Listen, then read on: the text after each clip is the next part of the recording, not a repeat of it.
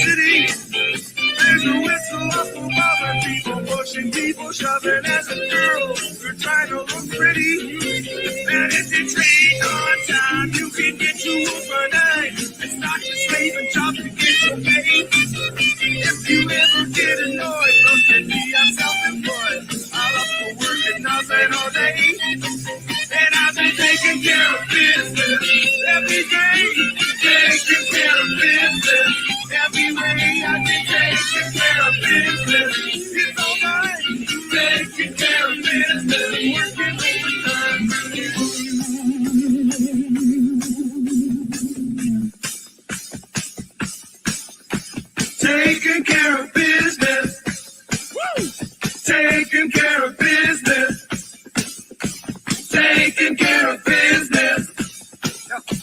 Taking care of business. You jackwagon.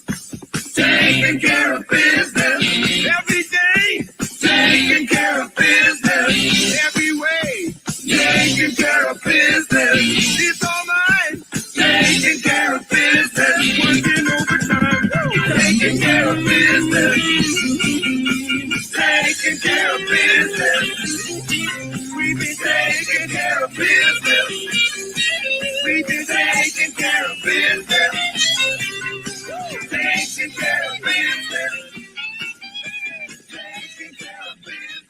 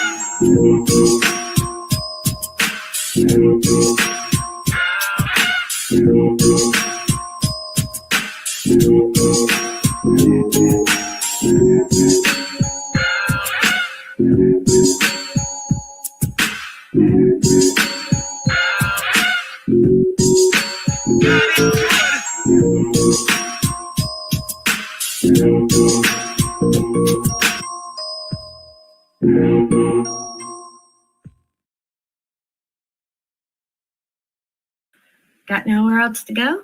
We got nowhere else to be. What's up, everybody? Welcome back to the show. I have a very special guest with me tonight. My wingman, Shapu, was not able to make it tonight. I'm sure he'll be back soon. But I have KURTIS47 with me tonight. What's up, Curtis? Hi, Jen. How you doing? Good. How are you? I am excellent. Good to be here. Thanks for having me on. Yeah. I've been really enjoying your boots on the ground lately. I mean, always, but lately that Fitchburg that you've been going to is like we go to stuff. Fitchburg's crazy. Massachusetts is crazy, period. But yeah, Fitchburg it's like a Six Flags for mythology.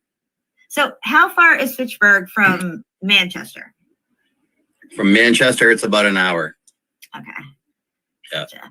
And you were telling me something about the rock walls up in this area, like in the New England area itself, I guess. And there's like crazy amounts of rock wall everywhere. Somebody measured it out or something?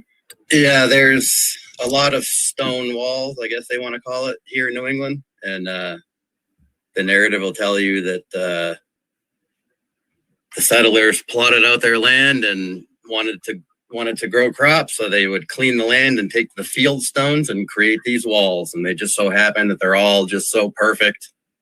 And they're on, I mean, every single back road in every single town in every single state in New England. It's crazy. Yeah, someone did.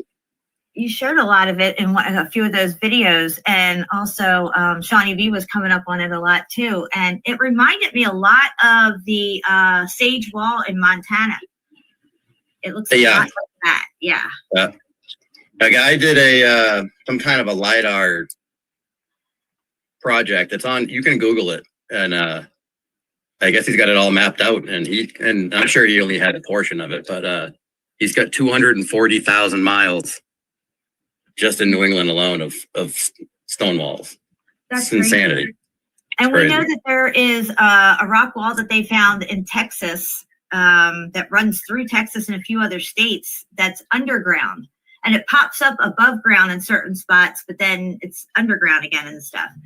And they've clearly identified it as a wall, definitely not like sedimentary layers or anything, although it does resemble what we call sedimentary layers, or at least geologists do anyway.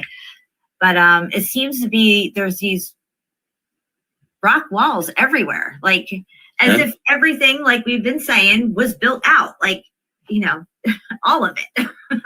100%. Yeah. We're living in the ruins of it. Yeah. Yeah. And I think like in the World's Fairs where they had these, if they did have the World's Fairs, they had these massive buildings that were like very spacious. I think the largest one that they built was in 1893. I think it was the Chicago World's Fair, maybe, or San Francisco, one of those two. But it was like almost, it was like, I don't know, a half a mile long. It was really crazy. Right. And then you find all these walls and all these like various places and stuff. And you think, well, what did it connect to? What was this? Was this one massive building and we're only seeing like maybe what's left at the top of it because it's melted down, or, you know, the foundation, who knows? But it's really compelling that these walls are showing up everywhere. Yeah, it starts getting next level too when people get the drones. Like Kairos gets the drone, Mark a lot has the drone. Then you can really start seeing it. And even that's a small section. You can go higher and higher and higher. You're going to see the same phenomena of walls and structure the higher you go. Now I've seen these walls in England where they separate the different fields and stuff. They use the field stones to kind of create a barrier and stuff between. If that's what then you know, who knows if that's the real story or not. But you do see them a lot there, that kind of stuff and everything. Do you think that these were already here? Like, how can I explain this? So this is where I get kind of confused with the X factor. Like if there was more than one event, you know what I mean? Like maybe the rock wall was from one event, and then the other stuff that we're still seeing that's intact is from a second event or whatever. I mean, I used to lean towards there was one major event, because you think, okay, well, how could the grid system fry twice? It's already fried. A motherboard can't fry again if it's already fried, right? But it does seem to look like older melt in some areas to me, if I'm explaining it right. What do you think? Yeah, it's a fair point. I mean, it's on the table. I mean, we really don't know. We won't know either way. We definitely know we don't know either happened way, at some point. But was there more than one event? You know, it's debatable. Really. Yeah, I subscribe to the one event theory. Yeah. There's no leaning for me, but I can respect anyone's cataclysm theory because it definitely took place, or they took really place. Important. The drive home is that, you know, you can respect other people who have other opinions about it. We agree that something happened somewhere along the line here. Shit's melted. How many times it happened, when it happened, we don't know exactly those answers. So anybody's guess could be right on that. You know what I mean? It's not like I have all the answers, you have all the answers, or somebody else. That's why I think it's really important that, you know, if somebody's doing something on their channel and putting the information out, because that's where it's taking them, that you should be respectful of that and not, you know, badger them and say, you know, well, you shouldn't be talking about that or this or whatever, you know. Right. But at the end of the day, it seems to all circle back to the same thing. And we're all trying to find out the truth and, you know, being respectable to other people and what they're presenting on their channels and stuff like that. As long as you're not bashing everybody else, like, you know, being a jackwagon and all that stuff like that. I don't see any reason why anybody should really, you know. Right. And I'm at the forefront of that category too with my guardrail discussion and curb discussion and hydrant discussion. And so, yeah, that's why, yeah, I definitely feel that way. That's where I get a lot of my opinions is from other people's, where I get all my opinions is a conglomeration of everybody's opinion is. Yeah, I think, like I always say, we all have a piece of the puzzle. Like you're seeing stuff with the fire hydrants, the guardrails, the pattern and everything like that. You're seeing things on a level that other people haven't picked up on or really took note of yet. You know what I mean? So I just like, we all seem to be playing a part in trying to figure out what's going on. And none of us have all the pieces, but all of us have all the pieces and together collectively and working together that way and being respectful, at least. Like say, if I didn't like what you're presenting on your channel, I'm not going to be like, dude, you shouldn't be talking about that and fuck you, I'm not going to be around anymore. You know what I mean? I just roll with it and see where it goes. And maybe, you could actually pick up something from that information that you really didn't want to listen to and find it fits somewhere in what you're trying to put together and stuff. So yeah, there's that. It all comes down to the event. I mean, the event took place. So that is definitely the common denominator. I'd also like to drive home the point that just like flat Earth, not everybody's going to wake up to this. And we're at the end of the short season of Satan, guys. Time is extremely short. I know you don't want to hear that. People don't want to deal with that. I can't help it. That's where we're at. So trying to take meltology, I think, and try to drive it out there into the mainstream is, in my opinion, the worst idea that anybody has ever had, okay? But that's just me. I'm not going to go badger people at their channels and say, you shouldn't be doing this, you shouldn't be saying this, you shouldn't be whatever. You know what I mean? Do what you got to do. I feel like the most important thing at this point is for each and every one of us to know the truth. And if you have children, teach this to your children, because that's where it starts. Absolutely. You have to go to the public schools, come home, and then get deprogrammed from, that. And then you have to tell them the truth. And then they have to go back the next day to this fucking indoctrination school and then learn a bunch of bullshit where they have to come home again and get deprogrammed. That's a lot for a kid and for a parent to go through. Yeah, and I would imagine some parents don't even do it on the daily basis. They're kind of just going to let it roll until they graduate and then just kind of start from ground zero. Look, everything. It's a day-to-day with that is challenging, but I'm sure a lot of people do it. Yeah, I knew some people back in the Flat Earth community who had little ones when we were going to the meetups and stuff, and they were teaching their children, and the kids would come home, or children would come home, and they'd be like, oh, they showed us this today about the globe or whatever. And, then they were trying to show them, So you also have to explain to your child at a very young age why these people are lying to them. You know what I mean? And that's a lot for a child to understand, the reasoning behind it. We're still trying to grasp a lot of that. I think the motive is one of the most important things. There's something major that they're hiding from us.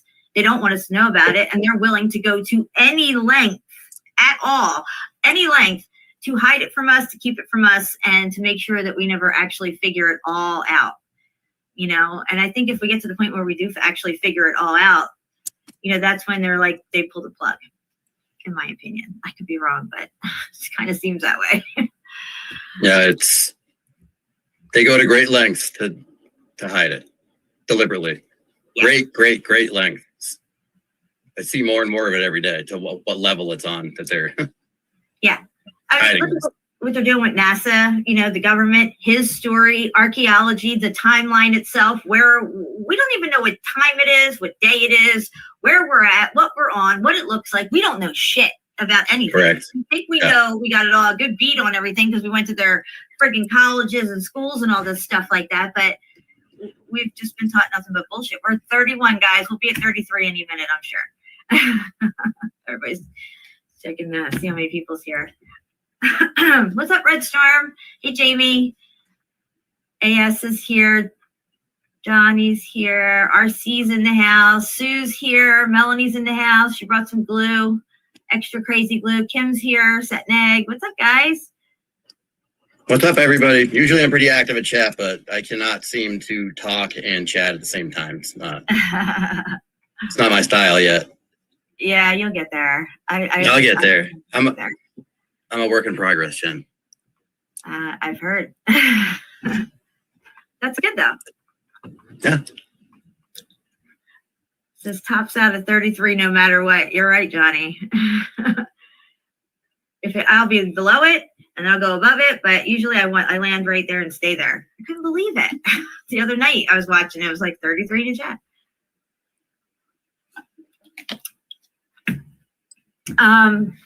So I guess everybody's heard the news. Curtis and I are merging our our lives together. I don't know what you call it. He asked me out and I said yes. I guess that's accurate, I suppose. Yeah. Technically that's accurate. Curtis is what? A crappy multitasker, Melanie. only on live streams. I definitely can't chat and show a folder, and I certainly can't be a guest up here and be chatting. No way. My brain just doesn't work that good. But yeah, it took me a while. I digress. Setneg sounds a little surprised here. I guess you didn't know. It's slowly coming out. It's slowly coming out, I suppose. 33. Yes, we are at 33. Yes, we are. Yeah, my divorce is final. My papers came and everything, and just figuring out the money situation at this point, and then see what happens from there. So I'm really excited about the future, though, I have to say. I would agree with that statement. And if there's any haters here, whatever. Stay or leave, I don't care. Anyway. There's no haters. Red flag, Jen.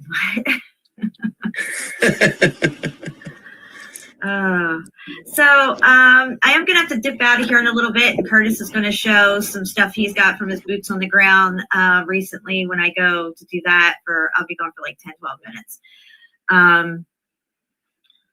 Well, red flag, what? I'm trying into my next section. I don't know what that is. All right. See, I'm getting lost too, trying to talk and read this. Yeah, see, I can't do it. Usually I'm pretty active in chat, but not if I'm up here. There's always lurkers, Patty. Mumsy Bear is here. What's up? Where you been? Been hiding out. Anyway, yep. So we're going to get into Philly Underground. Curtis shared a video with me from Philadelphia City Hall, and they actually go in and under City Hall into the bowels of City Hall, if you might say. And this place is just... There are no words. There is no words, really. There isn't. Amazing. Doesn't do it justice. Yeah, amazing, incredible, none of that. It's just all stupid. Yeah. Just leaves you speechless. Thank you. Yeah, it really does. And I'm surprised that I've never even really covered it. I'm from Philly, and I've heard other people cover City Hall. I know how thick the walls are and everything. I never knew about the underground. And the video we're going to show you guys, I'm pretty sure we'll be able to watch the whole thing in its entirety without having any problems, since it's such an old video. And I mean, the channel only has like 900 subscribers or some shit like that. So that's what kind of draws me to it too. It's one of those OG YouTube videos that has made it through the years and is still here. What is it, like 13 or 17 years old or something? It's 17 years old, and you don't usually see much on YouTube that's much older than that. Having a channel and having videos still up that are 17 years old, man. Right. But yeah, crazy. I couldn't believe it when I saw it, because it's right up our alley. We're in Shawnee Beach, or us out here in New England. We're finding all the machinery, all the alternators or dynamos or whatever they are, all the gears, the mechanisms, and the pipes. And so this underneath Philly City Hall is just all that same thing, just 100 million times more complicated. Same thing though. It's all the same. It's all the same. And guys, you got to keep in mind too, when this thing was built, so electricity, let's see, 1893 World's Fair. This thing was built 1880s to 1907 or something like that. You still have no bathrooms, no toilet paper, no, this running water stuff, all this stuff. They're just busting out this friggin' amazing architecture. Not only just putting the foundation up, but a whole underground to this thing with complicated workings within it and overly ornate detail to even the most minute thing in this sub basement or whatever you want to call it. It's really incredible. And it's interesting to watch the people who are going on this little tour, the guy, pointing out all this intricate detail to everything. And it's like, you can tell that they're almost right there. It's blowing their mind a little, but they don't connect it, they don't really. Right. And that's where a lot of people are. Yeah. You can tell they're like, something's off, but they still just. That's why I like to bring up the fact that they had no electricity. They had no toilet paper. Okay. I mean, this kind of stuff, these little things make a huge difference. The communication, getting the skilled labor together to create something like this. And then you have to have people that understand this type of technology that they're putting in to run this place. I mean, you know what I mean? There's no standards, nothing. So how, it's just, and yet it's elaborate, it's amazing, and it's stood the test of time. Here it is. It's absurd. It is. It's literally absurd for sure. Yeah. And what's the narrative? 1870 to 1900? Is that what it is? Around there. Yeah. I think they give it 30 years. Yeah, I do have to get something up though from Chapu that I have to read you guys. It's crazy. It's about 1700s. Let me find it real quick. I forgot to get it ready.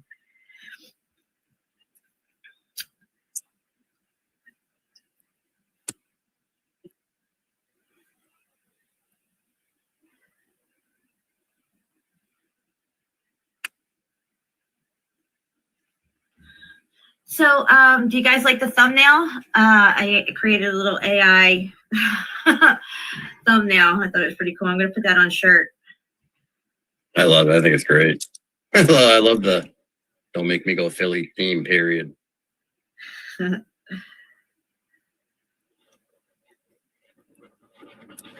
right, where the fuck is this thing at, man? Did I send it to you, Curtis? It's about 1700s. Oh, here, I got it. Never mind. Oh, yeah. I know what you're talking about. Yeah. Let me get this over to me here, and I'll bring it up.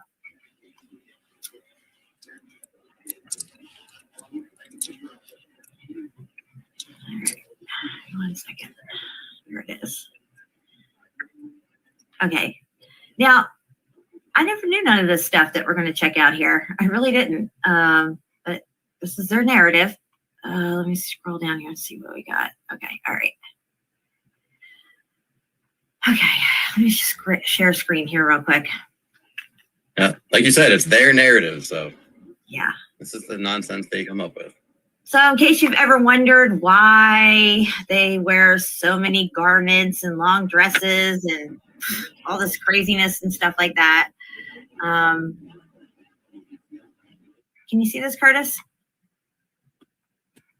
Am I sharing? Yes, I can. Yes, I can. Okay. Don't fire me. So it's disturbing data from the Middle Ages. In the 16 and 1700s, visiting the Palace of Versailles. I'm going to zoom in on this real quick. Visiting the Palace of Versailles in Paris. This is so ridiculous. The sumptuous palace has no bathrooms. Still to this day has no bathrooms. In the Middle Ages, there were no toothbrushes, perfume, deodorants, and much less toilet paper. Human excrements were thrown out the palace windows. On a holiday, the palace kitchen was able to prepare a feast for 1,500 people without the minimum hygiene. It says, in today's movies, we see people from that era shaking or fanning. You know, they're always fanning themselves with the fans. You want to know what that's about? So the explanation is not heat, but in the foul odor emitted under the skirts. which were deliberately made to curtain the smell of private parts since there was no hygiene. There was also not customary to shower due to the cold and almost non-existence of running water. Okay, so they barely got baths at all. Definitely no showers. So they weren't fanning to cool off. They were fanning to get rid of the bad smell. The smell, yeah. Only the nobles had lackeys to fan them, to dispel the bad odor that exalts the body and the mouth, besides scaring away bugs. Okay, bugs! Are you kidding me? So they can make extravagant dresses and all this stuff and amazing architecture with all this Baroque stuff. I mean, we see the outsides of these buildings. When you go and look at the interiors of the Baroque architecture and all this stuff, it is even more elaborate on the inside than it is on the outside. They can't figure out roads. They can't figure out toilets, hygiene, toilet paper, none of this stuff, though. All right. Yeah. Yes. It says, those who have been to Versailles have admitted the huge and beautiful gardens that at the time they were not only contemplated but used as toilet in the infamous ballads promoted by the monarchy because there were no bathrooms. So all these extravagant lawns and gardens that you see all these palaces having is really for them to go out and do their business in. Right? Yeah. Okay. I'll never understand why they make them so complicated and nonsensical. I thought it was so they could just go out and pick their fruit and whatever. They didn't have to go far. No. They could have made their life and the narrative very easy if they just said, yeah, we invented toilet paper hundreds and hundreds of years ago. That's it. Then that's all. Then everybody's happy. Yeah. They have to go into all of this nonsense. Yeah, shards of pottery, corn on the cob and seashells to wipe your ass. Toilet paper was a tough sell. I mean, it's not like they invented it and everybody had it. They had to coax people into using it. It had splinters in it and stuff. So, I mean, it's just because it was invented in 1860, whatever, doesn't mean everybody had it. It's like when electricity was invented. It took up until almost the 50s for everybody to get it all over everywhere, even the rural areas and stuff, farms and stuff like that. So it says in the Middle Ages, most weddings took place in June. For them, the beginning of the summer. The reason is simple. The first bath of the year was taken in May. Okay. So in June, the smell of people was still tolerable. However, some odors were already beginning to disturb. Brides carried bouquets of flowers near their bodies to cover the smell. So that's why we carry bouquets in weddings. This is where it comes from in their narrative. Hence the explanation of the bouquet. Baths were taken in a single massive tub filled with hot water. What does that mean? Does that mean everybody got in a tub at the same time? No, they went, look, it says it. It says they went in order. Family, the privilege of the first swim in the clear water. Then, without changing the water, others arrived in the house. Oh, boy. And then it says, the babies were the last ones. The children and the babies were the last ones. They should have been the first ones. Read the last line. It says it was so dirty it was possible to kill a baby. Supposedly. Dude, that is so mucked up. Yeah. Wow. And they know this how. Yeah. Let me write it down somewhere, I guess. Yeah.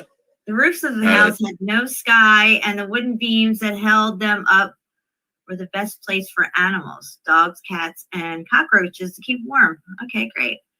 When it rained, leaks forced the animals to jump down to the ground. Those who had money had tin plates. Oh. All right. Curtis, just say hi to the chat real quick, okay? All right.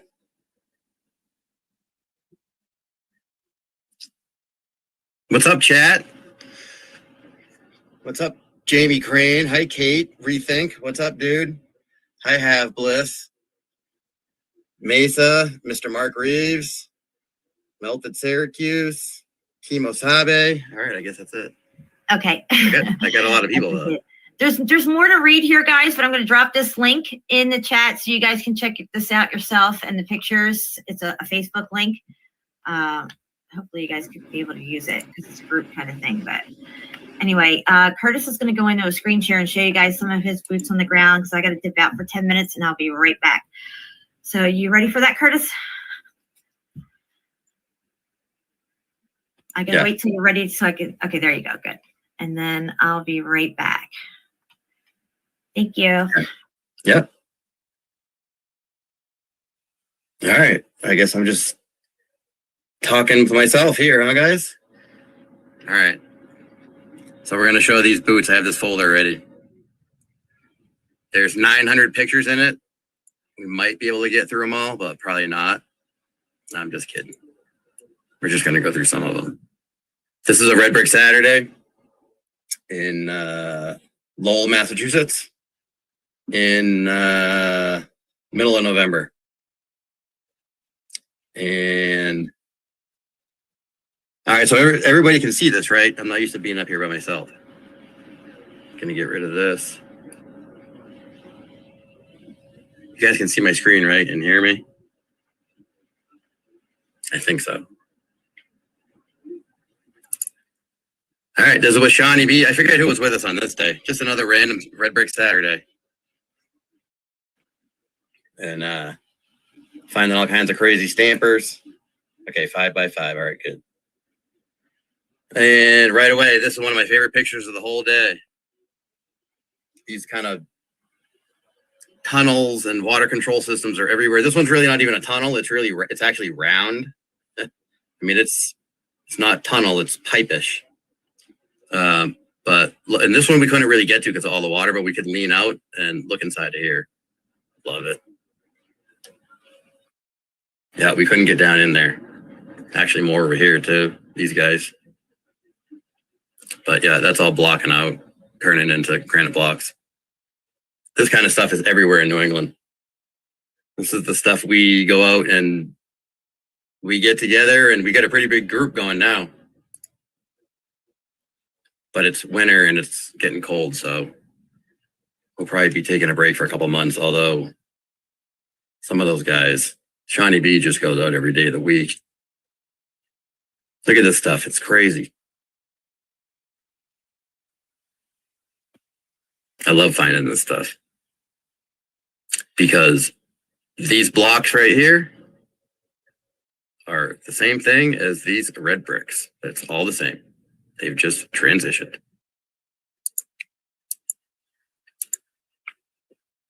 This is all just wasted structure. Wasted structure that's everywhere in New England. Everywhere.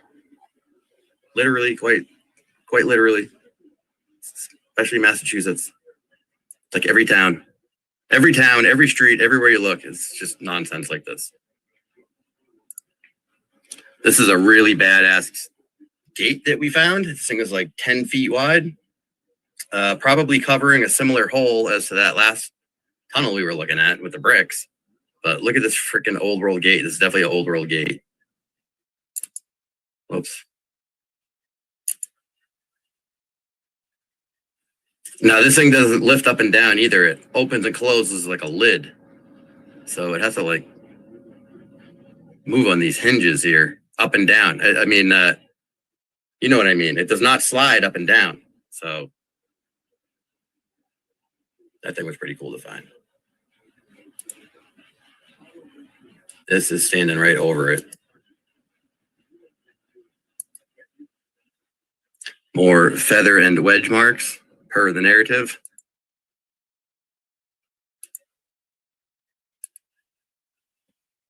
Random cables running through along the edge of the water. We see that a lot too.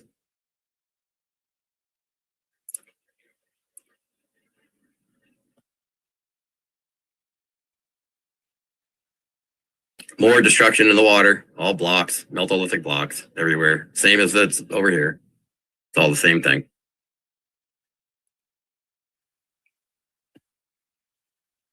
Yeah, it's all old world.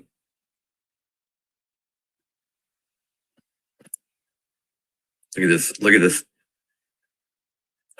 Gate? I don't know what this is. A cover? A gate? I don't even know. Really thick steel, like waffled, obviously. Thick, thick, thick. Like this steel is like an inch or two thick. I think it was like a couple inches thick, this stuff. We couldn't believe it when we found that thing.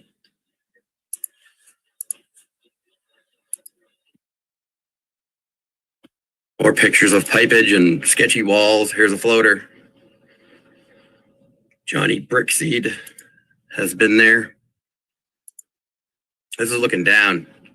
This is that gate. Look how intense this thing is, guys. Look at this thing.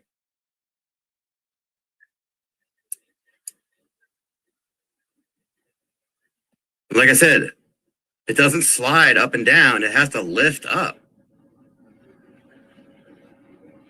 And that thing's heavy. So, I don't know. Old world component part.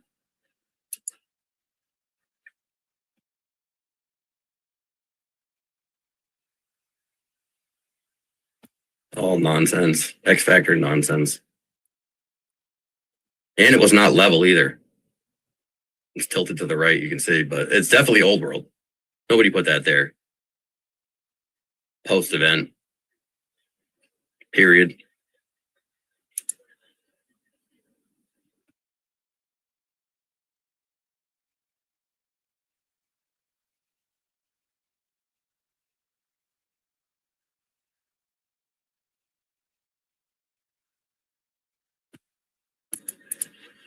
All right, guys, this is just us walking around still. It's all water control everywhere.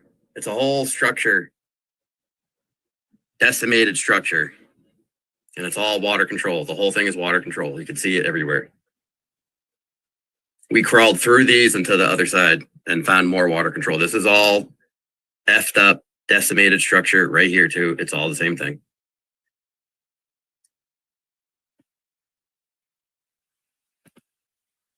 Yeah, it's all the same.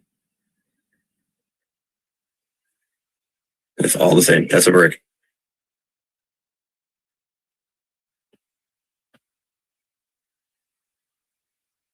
Gears in the water.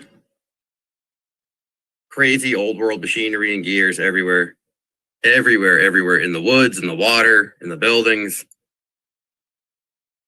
Yeah, nobody put that there. Post event. That made it through the event. That was part of whatever this whole structure was.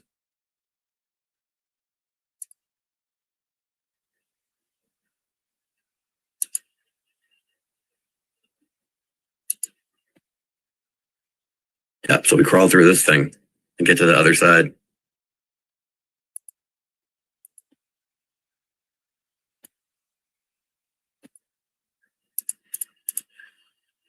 This is metal in the rock, if you want to call it rock.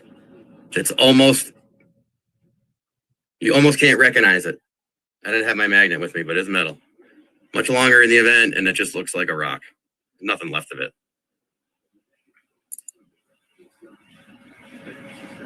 And you find all these weird parts. You find these are like cobblestone looking bricks.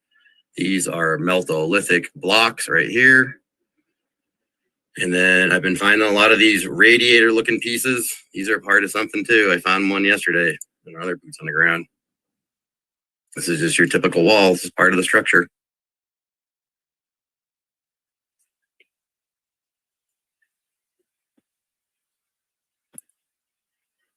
Yep. Look at these crazy things.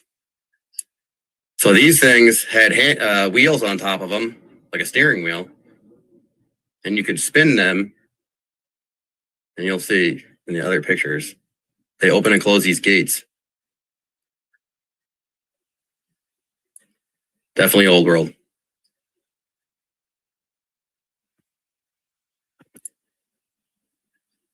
Yeah, part of whatever the structure was. And the structure was controlling water.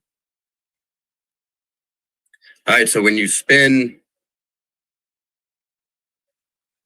this thing,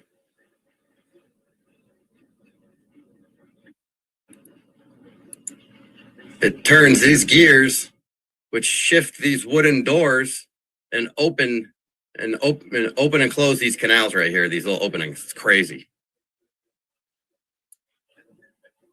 Crazy. All old world. No one put it there. It's post-event. Not in my opinion. No way.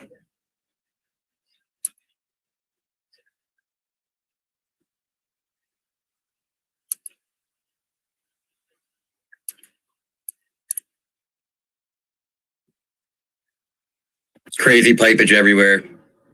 Everywhere. Obsessed with water control. Obsessed with water control.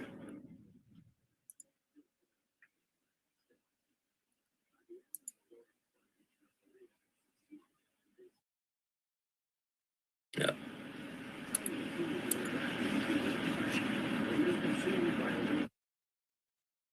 These kind of buildings are all along the rivers everywhere out here. We went into one last Saturday, made a bunch of videos. They're super badass. All kinds of sketchy stuff in there. This wall is all the same thing, in my opinion. I'm only going to say that so many times. It's all the same thing.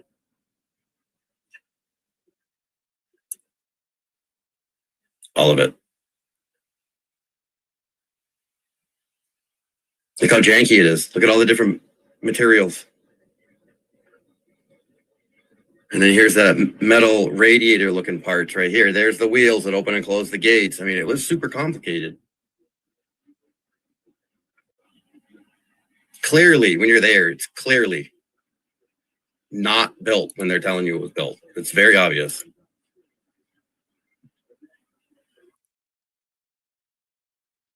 I don't even know what this stuff is. Just melt on the ground.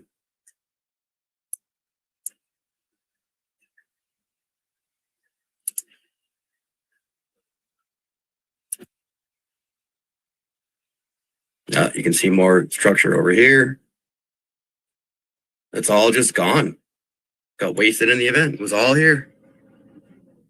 It was all controlling this water. All of this stuff down here is all part of it.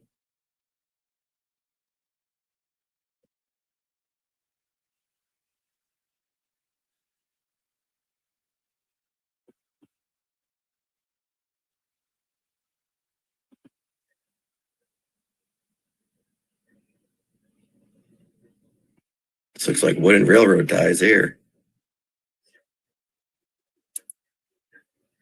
Yeah.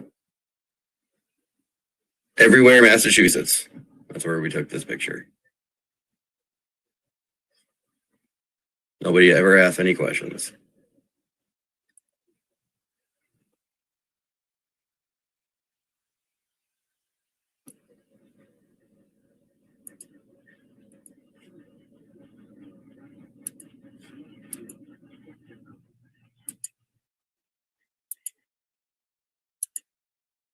Yep. All structure. Yep, for sure. All this over here, all of it. Literally all of it in the whole picture. All of it's all the same as this. It's all just more severely damaged and falling back, melted and transitioned. All of it.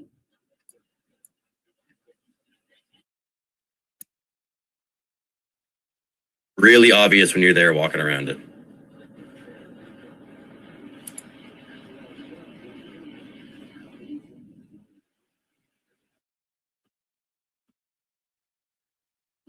I mean, I can't even imagine what a possible explanation could be for something like that. I don't even care anymore.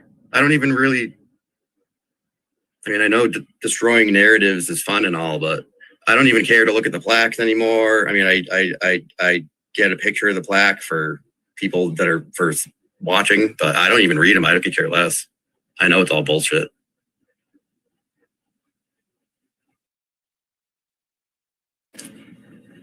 Nobody put that there. Post event. Period. It was all part of this. It was connected to this. Went across. For sure. It's all gone. This building would have been next if the event continued.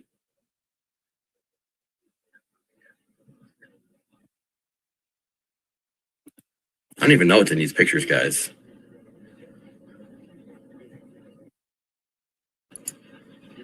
Definitely some nice cloud patterns there. You don't want me going into that. I'll never stop. Yep. Yep. Even this building, it's all old. It was all made it through the event. Yep. Look. Look at the I-beams.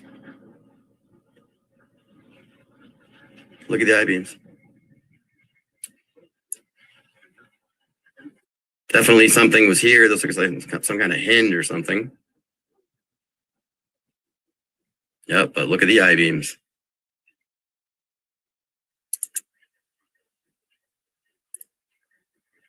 Yep. I don't really like. Yeah, fuck their plaques. That's right, have bliss. I don't even really care to read them anymore. Like I said, I'll get them for the video, but I personally won't even read them. I could care less. I really love manhole covers and sewer covers. I think, except for whatever's been added to in the last 50 years, I think a lot of it is survived the event and is actually original, like stuff like this, in my opinion, is quite possibly made it through the event for sure.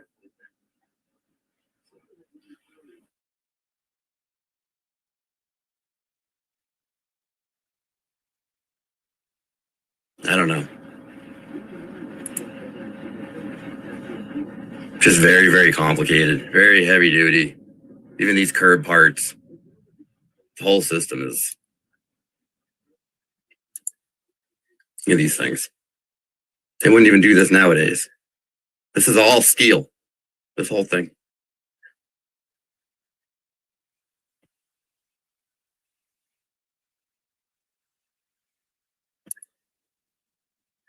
Goes way down, of course. All ties into all their underground sewage and. Boom, baby. Boom, baby. You back? Yeah.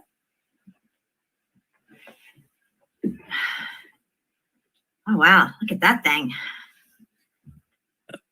Crazy manhole covers. Yeah, that's a nice one. England's got some crazy manhole covers. They're like rectangular and stuff. Look at this one. Oh, wow. What the heck? All right. I'm going to get out of here. Well, thanks for holding it down. I appreciate it. You did good. I was listening. I'll handle it. What's up, Stop Carrie? screen. What's up, Melted Syracuse? All right. So, yeah, that was some pictures from Lowell, middle of November. Nice. Mark Reeves is in the house. Home Have Bliss is here. What's up, Have Bliss? You'll always be homeless to me. All right. So Mark's here. What's up, Mark? All right. So I shared that one link, and I have some other things I'm going to show you guys. Let me get it up. And then we'll get into the Philly stuff. It's over here. Go here. These pictures.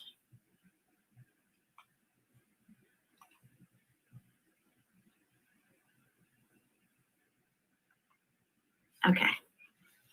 Make sure which way I'm going here with these. I guess I gotta go this way. This way. Just making sure my pictures are in order, guys.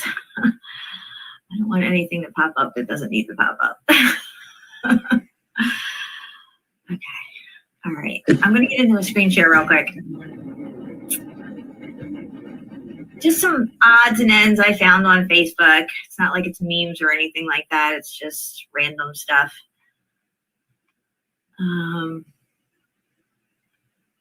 Like this one right here. I thought this was interesting. What? Yeah, right? Let's just let this sink in for a minute. Yeah. Is this a real picture? Is it AI? I don't know. But there it is. In the middle of their historical narrative. I've never seen that. I think over here, I think I have a description somewhere on this. Oh no, maybe not. It said that this was like the Graf or something Zeppelin on one of these destroyers or some shit like that. I don't know. You know, it's interesting because they call these things aircraft carriers, you know, and stuff, and that's Right. and it's carrying it. I'm just saying. This is true. And stuff, you know. It's interesting. I have never seen that picture. It's pretty crazy. Doesn't need a very long runway to land, I'll tell you that. Yeah, definitely not.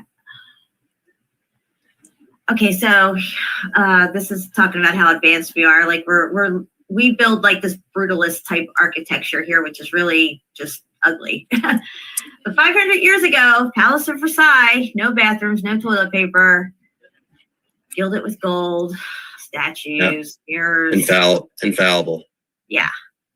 All lit by candlelight. Yeah, right. I thought that was interesting. Nice contrast there. And then this one here, it says, the staircase to the Temple of Hathor is a complete mystery to archaeologists. Imagine that. The steps of the staircase of the Temple of Hathor located in Egypt are completely melted, which science cannot explain in any way since they are built of solid granite. Upon closer examination of the staircase steps, it becomes clear that their damage could not have been caused by erosion or normal wear and tear. Yeah. And yes, I would have to agree. Yeah. One of my favorite lines of all time from Mark a lot. Watch your step. They're melted. Love that line. I always put it in the chat. Because you'll be tripping on bricks. You'll be tripping on bricks.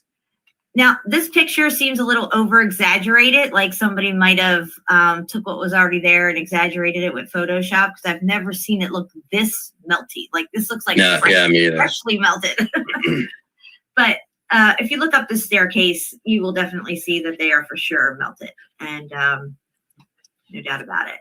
Once you come on to meltology and realize that there was some type of grid system meltdown that took place, this kind of shit makes sense all day long. Correct. Freya's here. What's up, Freya? Hey, Freya. Glad you're here, girl. So this is about San Francisco and how it was supposedly, let me see, the next picture I think has a narrative on it. Yeah, let me zoom in on this. San Francisco was supposedly founded in 1776. But all these maps suggest it was much older than we've been told, because these maps have San Francisco on them. 1548. Let's see if I can get in here on it. I know it gets a little grainy, guys. It's a screenshot kind of thing, but there it is there, 1548. Francisco. This is the Montebano map right here. This is 1587. I have this one up here on my wall. There it is there, San Francisco, 1587, with cities and what they say are volcanoes right here. Now, if they, in 1587, can draw what looks like what we call today a volcano, why couldn't they have done that on the other side of the Montebano map, where Naples is, and there's no Vesuvius? But yet it supposedly went off in 79 AD. Bullshit, because it didn't. Again, San Francisco there, 1600. It's on this map.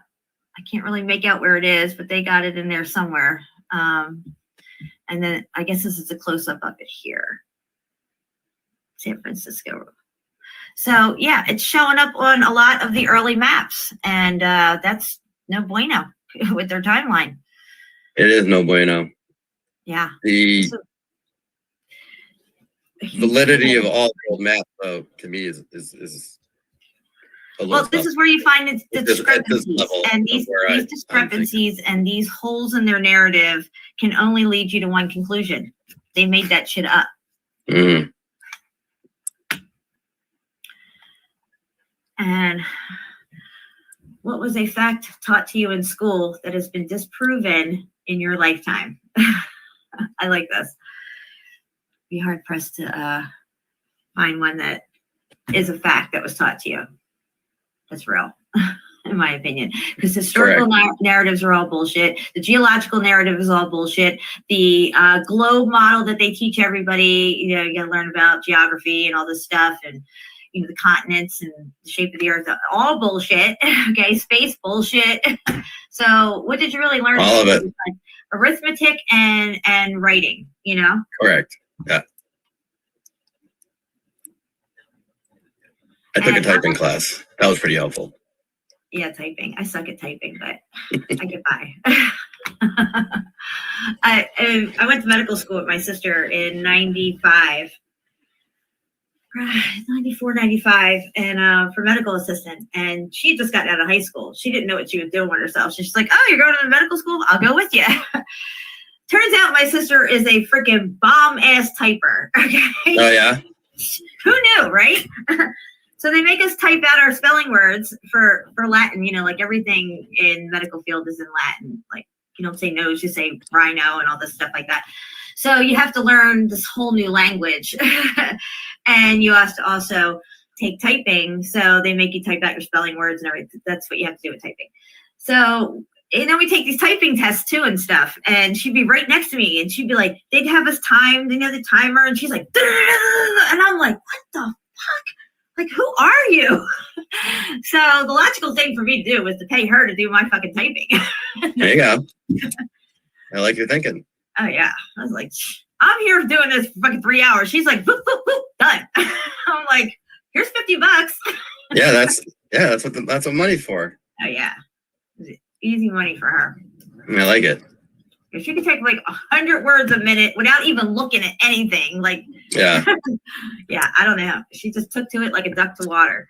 It's crazy. And it's like I took it in my senior year in high school and like barely used it for many decades. And then when I came back to use it again, I was surprised at how well it stuck. I remembered the whole QWERTY, everything definitely stuck. ASDFJKL7, and then you move up and down from there, but I always have to look.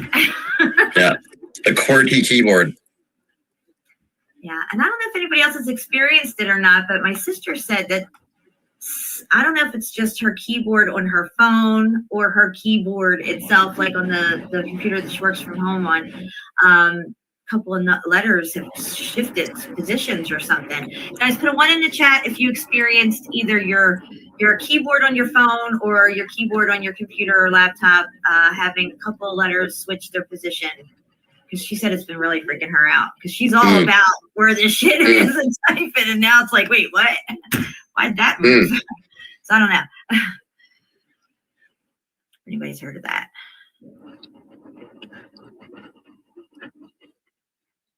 I'm just reading what Freya had here. So, all right, Curtis, do you have the videos ready by any chance, or do I have to look them up? These Philly videos? Yeah. Oh God, no, not necessarily. I mean, I could find them. All right, you find that, and I mean, I'm just gonna go to YouTube and find them. Fuck! What did I just do? I closed something out. I wasn't supposed to close out. I think it was this one here. I think it's this one. All right, while you're doing that, I'm going to get into this real quick. We're looking at the construction of the Philadelphia City Hall clock tower. So you get your couple of videos, because you said you found a few other videos besides just that one that we looked at, right? Mm-hmm. Get them all ready. Mark, our melted reality is in the house. What is up, Mark? You need to text me. I'll talk to you. And Daryl, somebody saying hi to Daryl. Daryl's here. What's up, Daryl? What's up? What's up, Daryl? Party. Let me get on this shit. Hold on. Kairos is up. Hey, Kairos. What's up? I don't feel turd. All right. Yeah, I didn't even see his name here. I'm glad Kairos is in the house.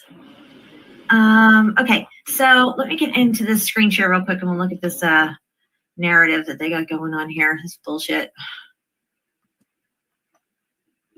Set up. It's really just that one. That's the really good one. Yeah, but you said you had a couple of other ones, didn't you? Yeah, I do. Some other spots or some shit like that. I don't know. Bring them all up. We're going to go deep, All right. deep into the underground of Philadelphia. All right.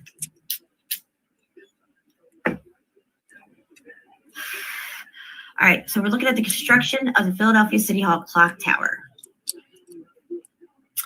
And here it is, guys. This is City Hall, Philadelphia, this crazy ass building here. And this is what they have to say. It's so ridiculous. I know. It's so ridiculous. William Penn up here is 36 feet tall, right? They don't show, now at this point, they have pictures, okay? They can take pictures. This is a picture right here. It's not a drawing, it's a picture. So it says Philadelphia via whatever this says right here. It's 1910, okay? So even in the late 1800s, they were taking pictures all over the place. Why don't they have any pictures of them hoisting up William Penn? They don't. They just say they hoisted him up, okay? From all the way down here, hoisted him up. I'd love to have seen that. So at the time of construction, Philadelphia City Hall at 1400 John F. Kennedy Boulevard in Center City was a building that was both ahead of its time and inspired by traditional design. The municipal floors and the clock tower feature stone walls, cornice, I don't know what that is, cornice, I don't know, pillars, decorative additions that brought the public to awe. The 548-foot structure was designed by John McCarthy Jr. and Thomas Ustick Walter, who have both worked on other well-known buildings. I'm sure they have. John MacArthur Jr. designed the First National Bank, and Thomas Ustick Walter designed the new and current Dome of the Capitol building. What? Really? Dome of the Capitol building in Washington, D.C., while the highest space in the building sits 9 floors above ground. The clock tower stands hundreds of feet tall and was constructed just after the municipal floors. Today, Philadelphia Wimby, whatever, this magazine article thing, looks at the construction of the clock tower, which ranks as the world's tallest freestanding masonry building. There was no shortage of skilled masonry going on in the old world. They're everywhere. Yeah. Okay, so let's see here. These are supposed to be the designs, okay? Like when they first designed it, like the architectural designs. That's all you need right there. Just a few drawings and lines. They'll get it. Yeah, New City Hall.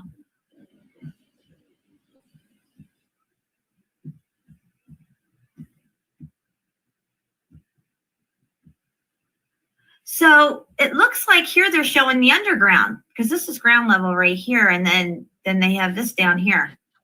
But this isn't even all of it, right?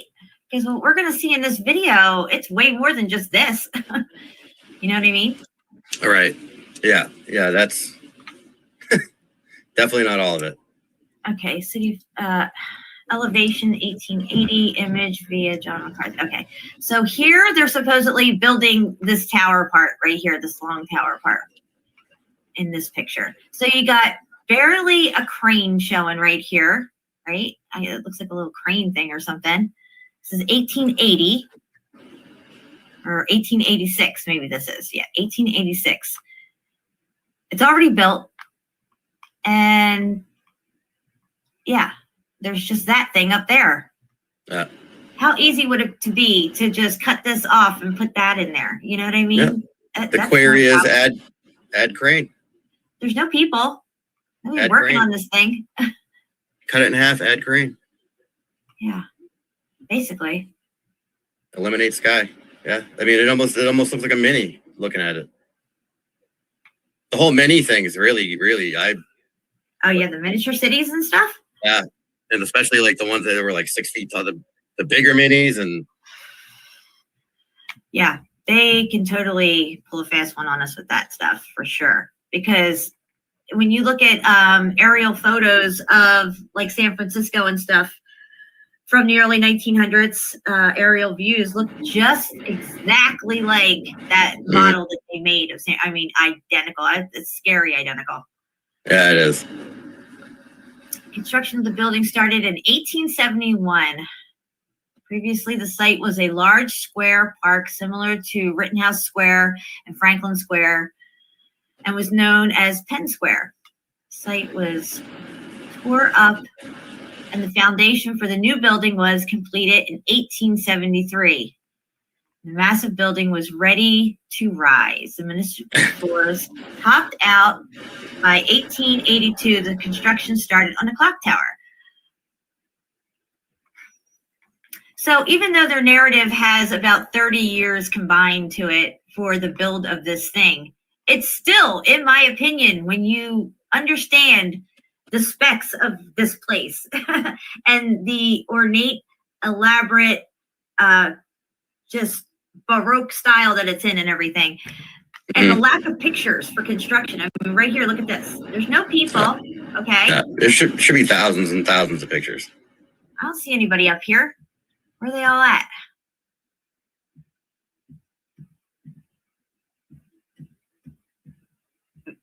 It's just bizarre. Anyway, I mean, you got to add people to the query if you want to see people.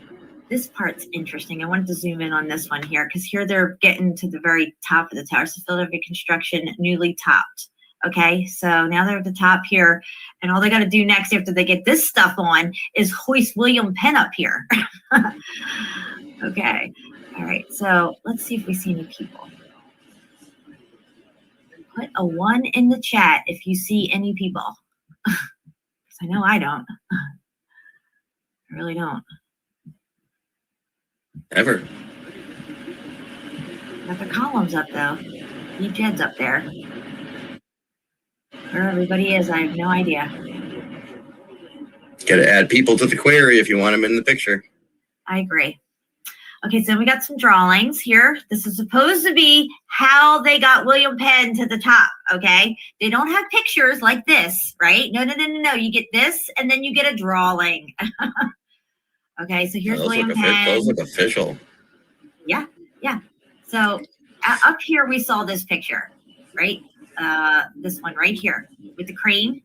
So that'll be this one here with the crane right here. Yeah. 1886, and then this one here, they're getting ready to put the top on, 1893.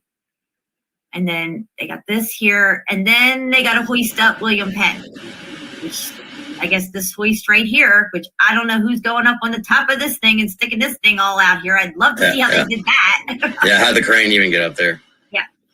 And then, there's really nothing going on in this picture, and then suddenly he's there. Look, 1901, he's up top. So, there you have it. Alrighty. So it says 1 year later, a large crane atop the stone structure helped workers lay down the brick and stone. In 1887, the stone work was finished and the large octagonal platform was erected around the top to hold the structure framing and eventually the pieces of William Penn's statue.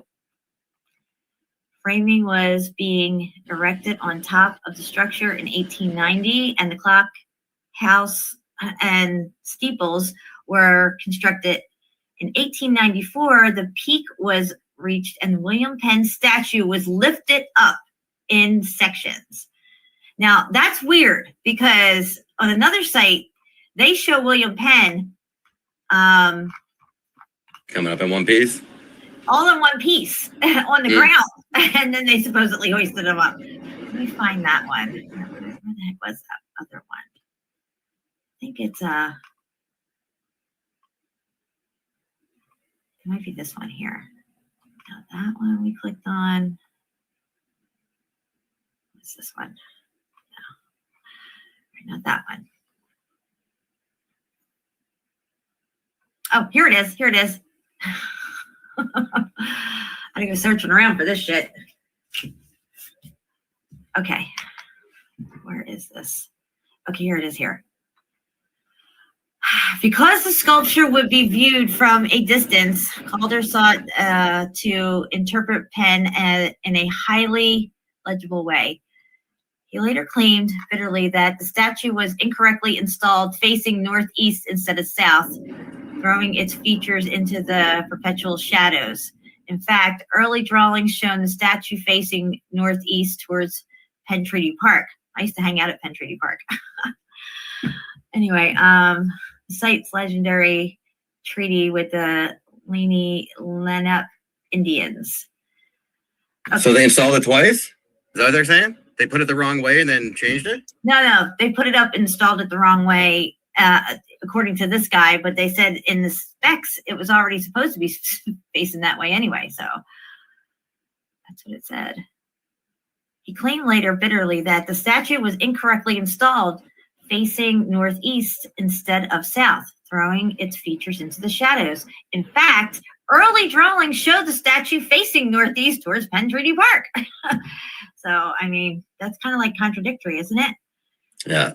Okay, so here is public art in Philadelphia, by Penny Backlund Beck, Temple University, Philadelphia. From what I gathered, this is the statue. I mean, look at this. Look how big it is. So here it is inside the court right here, I think, of City Hall. And they're getting in one piece. In one piece.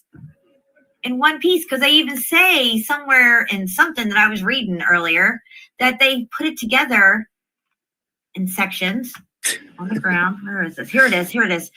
Completed in 1892. Okay, yeah. It says, at a glance, over 36 feet tall and weighing more than 53,000 pounds. So 53,000 pounds. How many tons is that? 26 and a half. Yeah, that's big. Okay. Tons. They just hoist it up there. No biggie. One of Philadelphia's most prominent landmarks, completed in 1892 and hoisted to the top of City Hall in 1894. Doesn't say anything about pieces. It says, at over 36 feet tall and weighing more than 53,000 pounds, Alexander Mine Calder sculpted William Penn atop City Hall is one of Philadelphia's most prominent landmarks, blah, blah, blah, completed in 1892, City Public Works project. The work was hoisted to the top of City Hall in 1894. It doesn't say it was in pieces or sections. So there's a problem. There's a discrepancy right there. I mean, I suppose it's like any kind of like a detective would tell you. I mean, it's hard to keep the story straight when the story's fake. So. Yeah. And when you find those kind of discrepancies and, you really got to delve into the narratives and pick them apart and cross-reference article. I mean, this is Facebook. Somebody put this up on Facebook, this whole thing. The other thing was another site. There's 3 other sites that I was looking at. Same went for the subway for France, for Paris. There's all kinds of discrepancies in that and fake photos as far as I'm concerned. But yeah, this is no joke. And I'd never really seen like this picture before ever to really see him like compared to people, I've only ever known him to be up there, So to see him down here is really interesting. It's pretty absurd. Yeah, it's absurd. All right. So if they got a picture of this, okay, I'm just saying, guys, if this is a real picture, okay, Getty Images, right? Stock footage, whatever, why don't they have a picture of this motherfucker getting hoisted up there? Mm-hmm. Okay, it's a legit question, in my opinion, here. Yeah. Why aren't there hundreds of pictures of it? Yep. Okay, so I have this one more thing I'm going to show you guys here. We're going to go back. I think I got to go back this way. Let me go back a page here. Okay. What did I just do? I don't even know what I did. Oh, God. Where am I? I don't even know where I'm at now. Let me go back to my messages.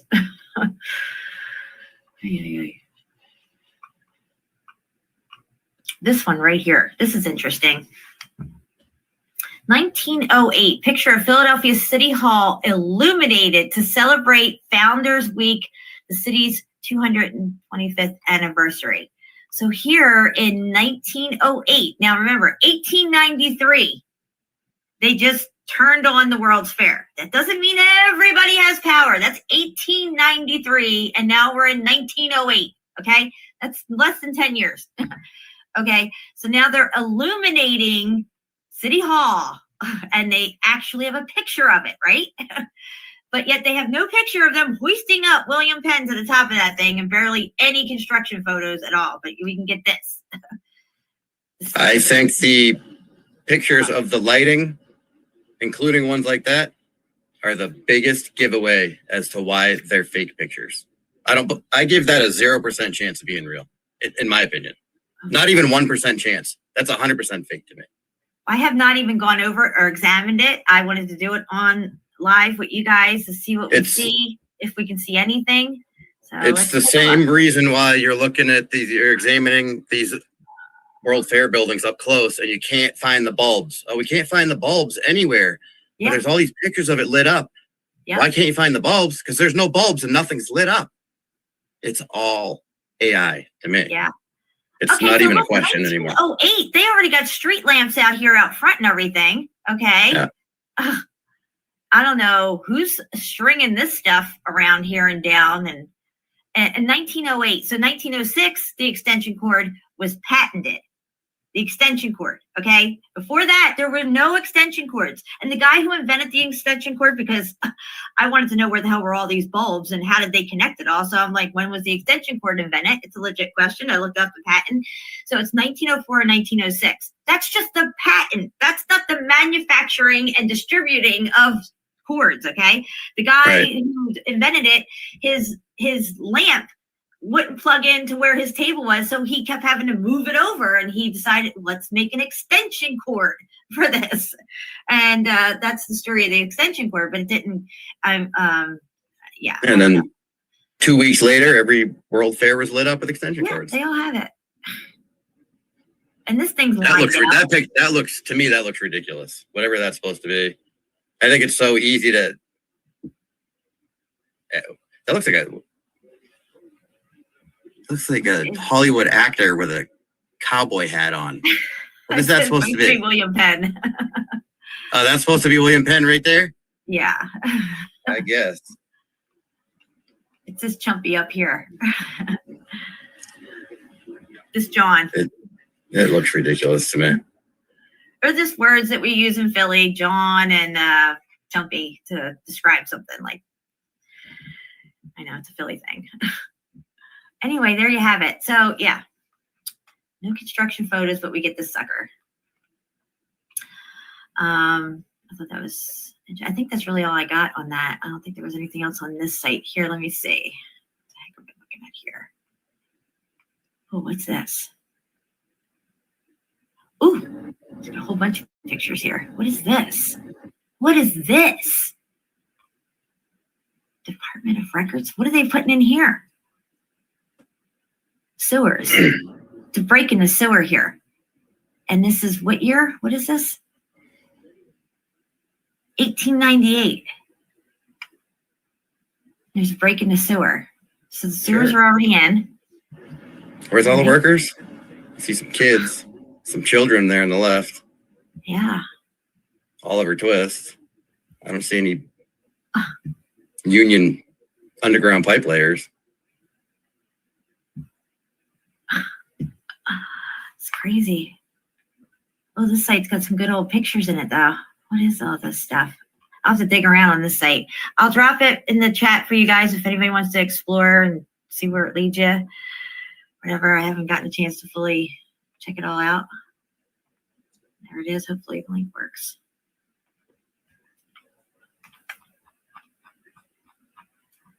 Oh, man, I'm really far back in the chat here. Wow. All right, let's click this link and see if it works. Somebody let me know. I don't think it worked. I think it's too big. I probably have to erase half of it or something. It's not blue in the chat. All right, so I'm gonna put it back in, but I'm gonna erase half of it. I think I have to go all the way back to where it says Philly.org or something. The Philly history one's up there. Yeah. All right, let's see if that works. That worked. Okay, cool. Sweet. There you go. All right, I'm gonna drop this link as well with this stupid narrative and their drawing of them hoisting this freaking shit up. More bullshit, more nonsense. Now this link hopefully isn't too bad. Let me know if that link works. Yeah, Freya, we're coming to that conclusion, really. Because, I mean, So the narrative we're left with that we can conclude is that they found this stuff, they cleaned it up, dug it out, whitewashed it, used it to re-educate people, right? Or these are made up AI pictures. And then you have to ask yourself, well, why would they even do that? Why even put the narrative out there? You know what I mean? Why would they even even have to tell us about it, really? So I think there's a lot of things at play with these narratives to keep us, I guess, confused, or maybe, the information's kind of like scattered around. I definitely think the pictures have been manipulated for sure. If they're not 100% AI, there's something very fishy about these photos that just never sat right with me from the beginning. Knowing that I can make up an AI picture that looks almost identical or even better than the ones they're showing us. That's pretty crazy in itself. Yeah, this structure does have 24-foot thick walls. I think they are 24 or 36-foot thick walls. Yeah, solid. I think it's easy to go around during or after the cleanup that took place and take pictures of. I think a lot of times that's why the streets are so clean and graded and there's nothing there. It's right after cleanup. But you can take a picture of that image. You can take a picture of that, and you can very easily add lights, trees, people based on a query. Oh yeah. When you very simply, but the image could be of the building could be real, but you could very easily add the staging, the scaffolding, the people, the trees that, like, even we'll go back and forth about, oh, the trees look young. Yeah. The trees aren't even real. Right. Oh, they kind of look young. They're not young, they're fake. Right. Yep. That's my opinion on it. I think it's very easily, it's too easy to manipulate it. And if you're going to do one, that's why I'm not a big fan of the Photoshop thing either. Yeah. There's how many billions, millions of pictures are out there, historical pictures. They're going to take them one by one and Photoshop them? No. They're going to manipulate them all at once in the click of a button. Yeah, I mean, I definitely one is manipulated, they're all manipulated. We have AI now, and we think that they didn't have it back then, but we don't know how advanced they were before the X Factor event. Clearly, their buildings are majestic, and they were able to do amazing feats of engineering with no issues at all. And why wouldn't they have this technology and to create this whole narrative for us to learn and never question it? And that would be the main narrative that we stick to. There's always motive, you know what I mean? I think when we see the pictures, if they are real, of the cities that are empty, the cleanup crew is done and gone, and now they're waiting for the new population to come in. When we see the cities, it's sparse amounts of people here and there, that's the cleanup crew. Right. Putting in the pavements and grading the streets down, and getting whatever out of the buildings and taking shit down from stuff. But it helps to make sense of the pictures that don't make sense, which is a vast majority of them. Yeah. Why is there no construction workers? They didn't add that query. Okay, but here they are construction workers, but there are no tools. Again, right. Yeah. They remembered to add construction workers, but they forgot to add tools. Yes. Okay, they're at the beach. Everyone's wearing the same suit and outfit. No one has a bathing suit. Why not? They forgot to add bathing suit to the query. And that is they just said add people. Yep. And no one's eating any food. No one's eating. No one's drinking. Yeah. Because it wasn't told to add that. It was told to add people, and that's what it did. It added people. Period. That's how I see it right now. And I did try that with the AI. I tried it myself. I said people in the 1800s on the beach, and it showed people fully dressed from head to toe in the 1800s on the beach. And then when I did my next query of people in the 1800s with bathing suits and tails on the beach, and then I got those kind of pictures. And you can do the same thing with construction sites. Add a crane. Yeah. Add 2 cranes. Add steel I-beams. I mean, it's so simple. Yeah. It makes sense. I think. Yep. Add vegetation on the sides of the building. Yep. Mark, you're right. Everything can be added so easily, but the image itself could be of a cleaned up X Factor structure. That's why the streets are so freaking clean. It looks like in the infield at Fenway Park during the World Series, like they just graded it. It's so perfect. Yeah. It's Yeah. I don't think Kairos, they're real. I don't know what to say. also, I agree with him that I think that they could have used some type of technology or something else was afoot, not the hand of man built it in the traditional way that we're used to building today. Correct. Not I this agree. elaborate, ornate stuff that's just heavenly, if in my opinion. I agree with that 100%. Yeah. But once you start to realize that these buildings are components and what they're using to construct these buildings, the granite and all this stuff, and the columns, why is there columns everywhere and stuff? Like City Hall, that type of building is, they label it as habitable, but that nobody lived in this building, okay? The cathedrals that are just magnificent, nobody lived in these buildings, you know what I mean? So, and then, to learn that their hygiene throughout these periods where, they had no running water. There's no like a bathroom break. I'm going to go over to the lunch truck and get some lunch and all this stuff. Let me wash my hands, all that. No. Same clothes, same shitty clothes, and every day, winter, doesn't matter, rain. Now you can go get a new pair of shoes at the corner store. See, it confuses me. Like, why did they make it so difficult on themselves? Why not just say they invented toilet paper right out of the gates?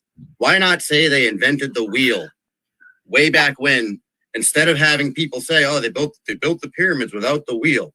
Why didn't they just say they invented the wheel way back then?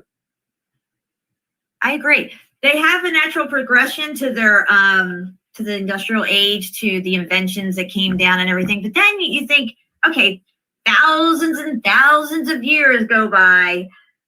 Nobody came up with toilet paper. You know what I mean? You can make papyrus things to put your documents on and Dead Sea Scrolls and all this stuff, but can't quite figure out toilet paper. You don't even need a toilet, just toilet paper.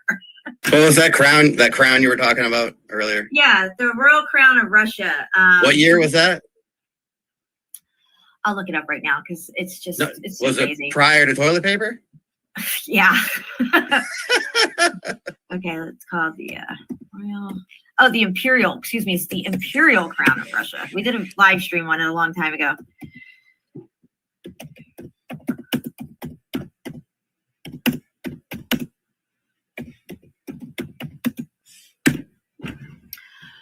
Okay, this thing is insane. All right. And what's the toilet paper again? What's the cutoff on the toilet paper? What's the ballpark of the year we had toilet paper? 1860 something. They created toilet paper, but it was a tough sell. That's a while to get people to. What do you mean toilet paper? I'd be like, yes, toilet paper. Give me that shit. They're like, no, here, please try it. Come on, let's go. No, I'll just stick with my corn on the cob and my shards of pottery over here. Thank you very much. Hundreds, yeah, 100 years before the invention of toilet paper. There you go, 1762. Yeah. Okay, so multiple generations. No toilet paper. Just look at this crown, okay? I'll get to the part where the people who designed it and made it and the whole story of it. Just look at it, okay? Just look at this thing. All right? Oh my God, look what just happened. Hold on. I don't know what happened. My Zoom went crazy. I guess this thing is so touchy. Here we go. All right. This crown blows away any other freaking crown you've ever seen anywhere, in my opinion, because I've looked at all the crowns, okay? Have you ever seen a Burger King crown? Fuck that Burger King crown. This shit's next level, right? Okay. So this, I guess, is a replica of the real gems in the white gold, but yeah, this thing was crazy. And it's very intricate, very ornate, and elaborate. So if I go over here to the... okay, let's see here. Imperial crown was first used at coronation. Yes, it was. Let me get to the people who designed it. And the other stuff in the imperial, not just the crown, but all this stuff, the royal Russian regalia, look at that shit. Oh my God, it's just craziness. Clearly this was all leftover stuff. Just bling, huh? Yeah, it's really Lots crazy. of bling. All right, let me find here. It says, I gotta find the manufacturer of it. Okay, here we go. I gotta get to the part where the guy, it's in here somewhere. It's been forever since I looked it up, including the private crown, blah, blah, blah. The imperial crown, the hemisphere. Okay, small diamonds. I had to talk about everything that goes into it. Hold on. Spine. It's here somewhere. I just gotta. Okay,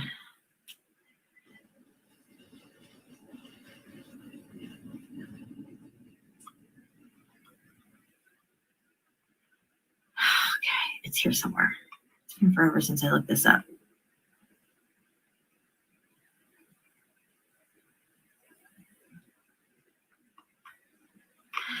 I gotta read this whole freaking thing here.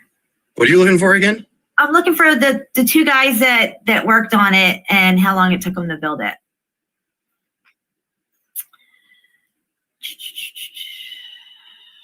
See, they go really into detail of what is in the crown, you know, like Right. the 5 carats, 37, very fine, large white pearls and all this stuff. The usual nonsensical details that are unnecessary. Yeah, and all this, you know, whatever.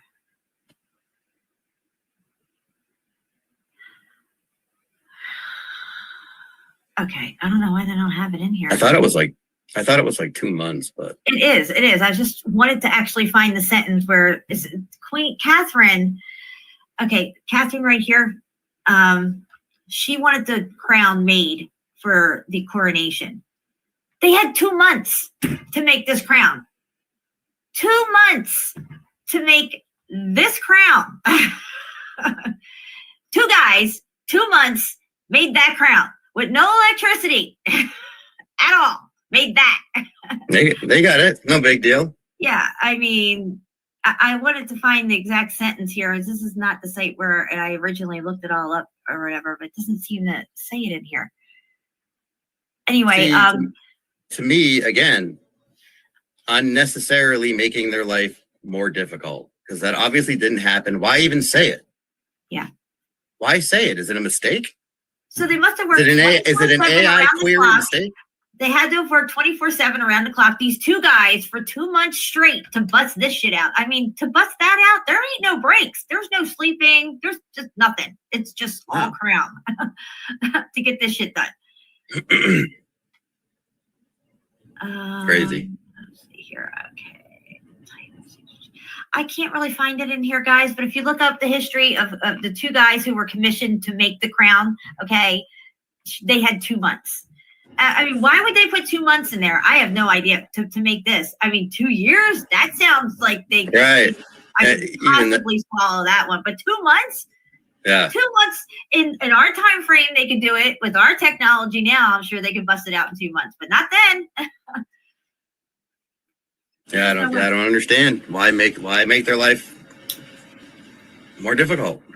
But And all the I don't know. Civil War photos that are supposed to be real photos, we picked those apart before. They're all staged. Yep. It's all props. They're all got shiny boots. Nobody's dirty. Everybody looks happy. Even the prisoners look happy. World War I. They're like, yay, we got captured. Yeah. Yep. So anyway, let's get back over to the Philly stuff. I dropped that link, and is there anything else I was going to share? I don't think so. All right, so we're going to, I wanted to make sure you guys all have Curtis's link to his channel. It's in the description below, but I'll also put it here in the chat, and I'll let Curtis have the screen share now, because we're going to check out that video. Make sure you put on the volume with it. Check that little box. I will. I didn't know I was yeah, putting the pressure on you. On my list. I didn't know this was on my to-do list. I have it though. I'm the fly guy, get my pants kind of gal. Let me make sure I have it. You just gotta throw them in and let them learn how to swim.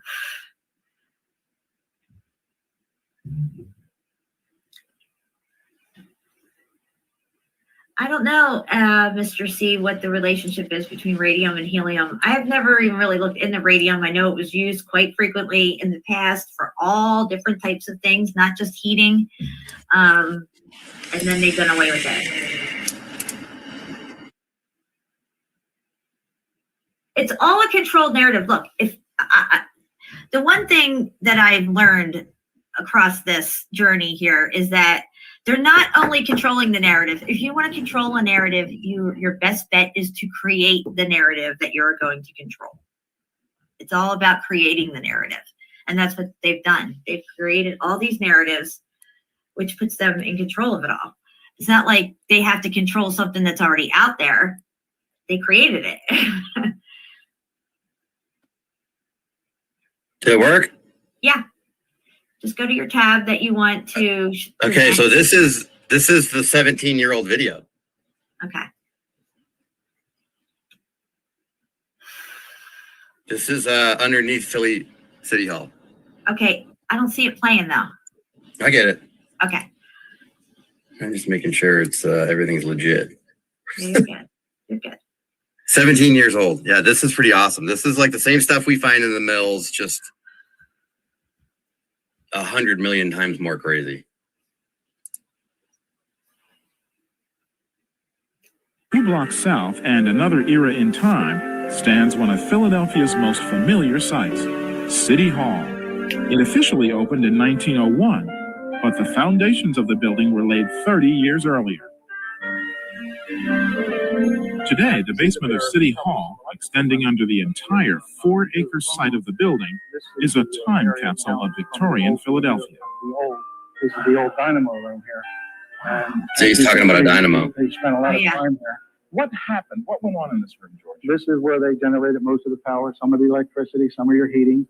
One of the things I see that's really interesting about this room, George, is it's not like a standard basement room. And even the columns seem to have some design element to them where the flanges come out around the sides and they sort of pinch together. If we take a look at this one right behind us over here, we can see how these columns come out and they're riveted, but it has this nice flange on the end. Exactly, and you'll find that throughout the building.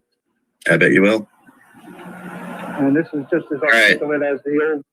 Okay. What does that say right there? 80. I mean, how many bricks are at Fort Jefferson? 16 million? Is that right? Everyone laughs at the 16 million. There's 88 million bricks at this City Hall. Dynamo room.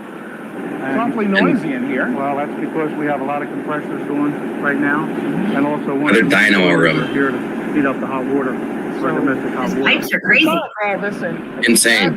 This is all the stuff we've been looking at. This is on a really larger stunning scale. work that reflects a I mean, did they come in and tie into some of this stuff? Yeah, they figured it out. Yeah. As you look around up above, A lot of it was there. Almost all of it was there.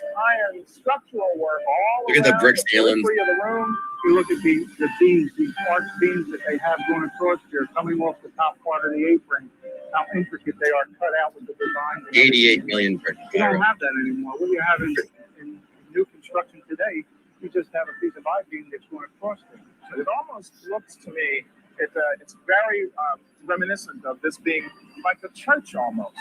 This kind of very high archwork with the polished glazed tile. Yeah. Now this is stuff that people just won't get a chance to see. The everyday city dweller will not get to see this. No. Only the folks that work here in the basement get to see this gorgeous work. And I think they take that for granted. I mean, you just come into the building and you do your job. I mean, just to look around. But to take in this is just magnificent the way they built this building.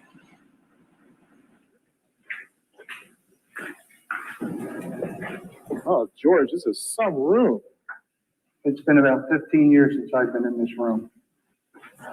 This is the steam generator that's in this came from part of the dynamo room. This is an incredible piece of equipment here. It looks like it's about 10, 12 feet long and about 3 feet wide. It's got all these big pipes coming off the sides of it.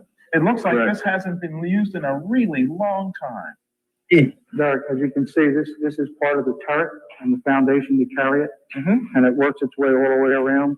So this is really the base of the tower that goes up in the courtyard. Yes, it is. Wow. And also, if you look closely, you'll see the ornate tile that goes here, and this is a circular. It's amazing. And it's a circular staircase that goes all the way up to the 7th level. Hasn't been used in years. We used to bring the prisoners in here and take them up to the holding cells that were up on the 7th floor. And right now, it's been abandoned and it's been taken over by police evidence.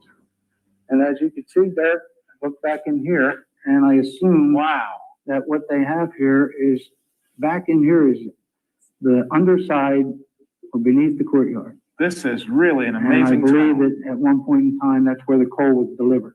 And These guys don't even have any effing idea what they're looking at. They're just making this up as they go. here is the underground area that I was referring to, the passageway, Great. right in here. Wow. Take a look. These at guys it. are, Where this does is this go, George? boots on the ground Down from in there, 17 years the ago. passageway runs all the way down underneath the floor that we were just looking at. Oh my goodness. Any idea where that goes, George? Not at all. This is That guy has no idea where that goes. truly stupendous. You know, I never imagined that there was any kind of construction like this underneath City Hall. So, George, what is this enormous device? This is what they used in the 1900s to test the strength of the concrete when they poured concrete. Maybe it was for this building when it was being built, or any public building in the city. And what they would do is they would pour it in this canister. Wow. And the concrete would harden. And then they would put it in this machine to check the strength. So they could pour concrete in this, and that would be, this piston would then be driven by the rest of this machinery Exactly. so that the operators could figure out how much stress it would take to make that concrete shaft start to buckle or break. Right. Okay. And you would use this weight that's on this to sort of act as the scale for how much pressure you're going to put on this. This shows that they could put a pressure on here of 300,000 pounds per square inch, would you imagine? Yeah. I've been here for a long time, but this room is, I don't know where it leads to. Well, let's take a look and see. What is that? Look at that shaft. That goes To nowhere. Look how far up that goes. I can't even see the end of it. It may go to the roof. Wow. Well, if you give me a little light, I'll head up and see what I can see.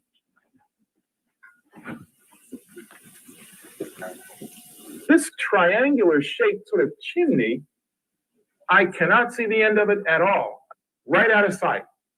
At one point in time, it could have been a trash chute. This is truly behind the walls of City Hall. I would have never imagined there'd be anything like this. It's ridiculous. A trash chute. I've heard that. This is one of our old too. records rooms. That's quite a door, George. Yep. Oh, yeah, that's the record room door. Wow. Look at the size of that room. Boy, that's quite a room. This is like a labyrinth down here. There are so many directions in which this goes. What's in here? Well, there's some wills in here, some testimony, and in fact, here's something right here. You'll have to look at that. My glasses. That's okay. This is to the Register of Wills, June the 28th, 1866. That's incredible. Look at that. And it's looks like it's a record for a tax of $147. Size of this book, huh? Oh, look at the way. That's amazing. So neat. Everything's so Yeah. neat and clean. So well done. Beautiful penmanship. And right up here at the top, it says, for this gentleman, the care of a burial plot, just $5. It's amazing that all this is still here. And you know, actually, it's in surprisingly good shape. Yes. Even though it's been here. I guess in this space is nice and dry. It's not wet at all. There's very low humidity. The temperature's fairly well controlled. So in fact, this is, Self-preserving. in a sense, a good preservation spot for it down there. With the tour of City Hall, our journey through the subterranean world is complete, and it's one I won't soon forget.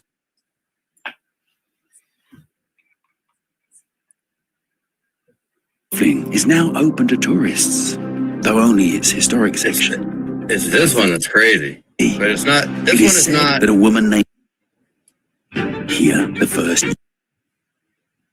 This is a whole different channel, so I don't know if this one's cool or not. All right. So how many views does it have and how old? A lot. It's Does it got say- 617,000 views. Does it say that they're using like BBC or History Channel or anything? in the description. How come I can't see how many views? I mean, they got it up on their YouTube channel. What's the name of the channel here? Let me just see if I can make it bigger here. Reuniverse. Should be okay. So this is City Hall again, though, right? No, this is just Philadelphia and the different levels underneath Oh. Philadelphia. Let's So go for it. I don't know. Yeah, I don't know if we're getting too off topic, but this is pretty nutty too. you know what? I see in the sidebar there they have amazing resonance experiment. We'll have to look at Yeah, that I would next. watch it. Yeah, that's pretty cool too. US Library and Hospital open. I mean, I don't know. This is right along all the stuff you've been doing too. I mean, it's just stupidity, just level after level after level after level under the city, multiple levels, all of the different narratives. This level was a prison for years. This level, it's just so stupid. Here, ideas were born that changed the course of history. This great city is Philadelphia. But today we'll take a look at this city from a completely different angle. And we'll finally find out. Look at all those levels. Supposedly built. All of them. What lies beneath Philadelphia. Here we go. To watch even more fascinating videos, don't forget to like this It's a long video. I don't remember where all the cool stuff is. video. You want me to try to go through to it? the channel. Yeah, just kind of skim through it. We'll see what we say.